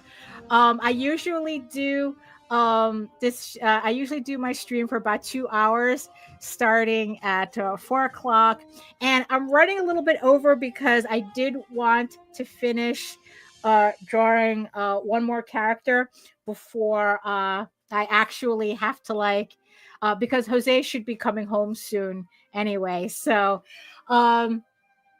but welcome. So this is the piece that I'm working on. This is page 32 of my comic EGORAVEN. This is the 10th issue out of a 16-issue series. And I'm going to be running it on Kickstarter starting April 14th. So if you want to check out the pre-launch page for this campaign, the link is in the chat and in my show notes. It is a just have to take the long way home. Yeah, I know, right? So we can get like another hour or so. But no, I gotta. I've been sitting for too long anyway, so which is it's not good. My Fitbit has been complaining the entire stream. So so this is what I have been able to finish so far today, and yes, and I would like to thank everybody in the chat for keeping me company today. It's like I wish you guys had shown up earlier, but hey, we're all running on schedules here. So,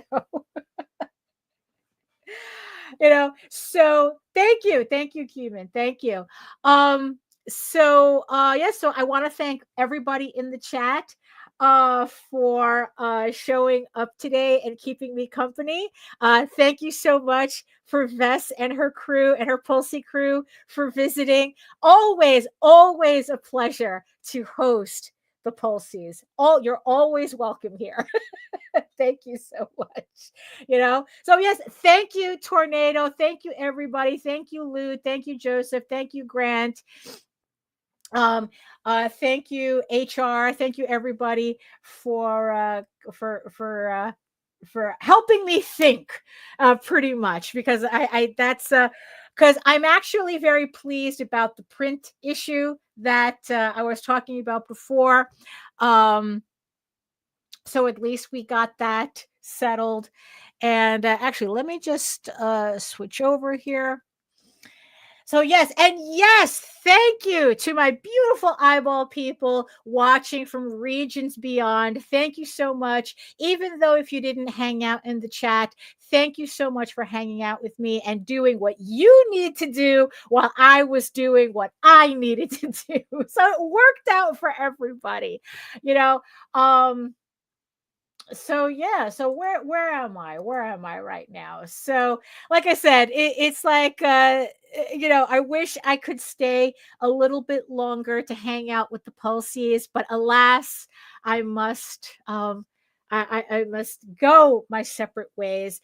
But like I said, I appreciate every single one of you, everybody that hangs out on the stream. And yes, and with special thanks to Lorraine for also coming on at the last, not really at the last minute, but just coming on and saying hi. Thank you so much. So that's it for me here. If you want to, you can always check out the replay as well, because I think the conversations are always good, pretty much on these streams. So if you want to learn more about me and my artwork and my upcoming campaigns, you can head on over to my main portfolio site at egoworks.com, EGOWORKS, where you can find links to all of my galleries and social media sites, but I mostly post on Facebook if you are interested in seeing sketches and current work in progress updates. And of course, you can find me here on YouTube at my channel at Daphne Lage, Lage Art, where you can check out my entire archive of 600 plus videos on how I make my artwork, live streams, draw streams, vlogs, the whole 9 yards. It's all there. You have so many videos to choose from. Thank you so much. And remember that you could also catch me on the Indie Comics Network along with Nita for our vlogs Mondays and Fridays. As far as I know, I think we're going to be good to go for the Friday vlog. I don't know if Jose has an early appointment or not. Unfortunately, if he has an early appointment, then there's not going to be a vlog. I mean, we're such a hot mess with this, with our scheduling lately, but more likely than not, will probably be okay. So honestly, another reason to make sure that you're subscribed to the channel and you hit that notification bell so you get notified whenever any of my shows go live. So thank you so much. And remember that you can read EGORAVEN, Heir of the First Unicorn, for free, uploading every day, Monday through Friday on the website. But if you prefer your fantasy to be more of a furry Lord of the Rings adventure, you can follow the link over to Tall Tales. That's TAILS online.com. And not only can you read the first 20 issues of Tall Tales for free, but you can catch up on the latest story arc, Tears the Mother, which is also currently uploading Monday through Friday. But if you want an easier place to read EGORAVEN and Tall Tales are both on Webtoon. You can read both comics on Webtoon, where both comics are updating at issue 5 right now. We're already on issue 5. So EGORAVEN updates every Tuesday on Webtoons, and Tall Tales updates every Thursday. So thank you so much, everybody, for joining, keeping me company, whether you're doing work or just hanging out or doing whatever while you're listening to me yammering in the background. Thank you so much. You could be anywhere else, but you decided to spend your time with me, and I appreciate every single one of you, and I can't thank you all enough for that. So also another reason to stay subscribed, I'm editing my episode 11 of my artist studio vlog. So keep an eye out for that. I will be uploading that in the next couple of days. So it's going to be episode 11, just kind of like giving you an update of all the artwork that I've done so far, and just whatever is going on in my head for 20 minutes. So if you like to listen to me yammer for 20, for 20 minutes, that's the vlog for you. Keep an eye out for that. So thank you so much again. Remember, everybody, be better today than you were yesterday. Be better tomorrow than you were today. And that's it for me. Hopefully I'll be able to see you all on Friday, and I'll catch you later. Thank you so much. Bye. Before I just keep going on and on and on. Thank you. Goodbye. You are all weirdos. Ugh.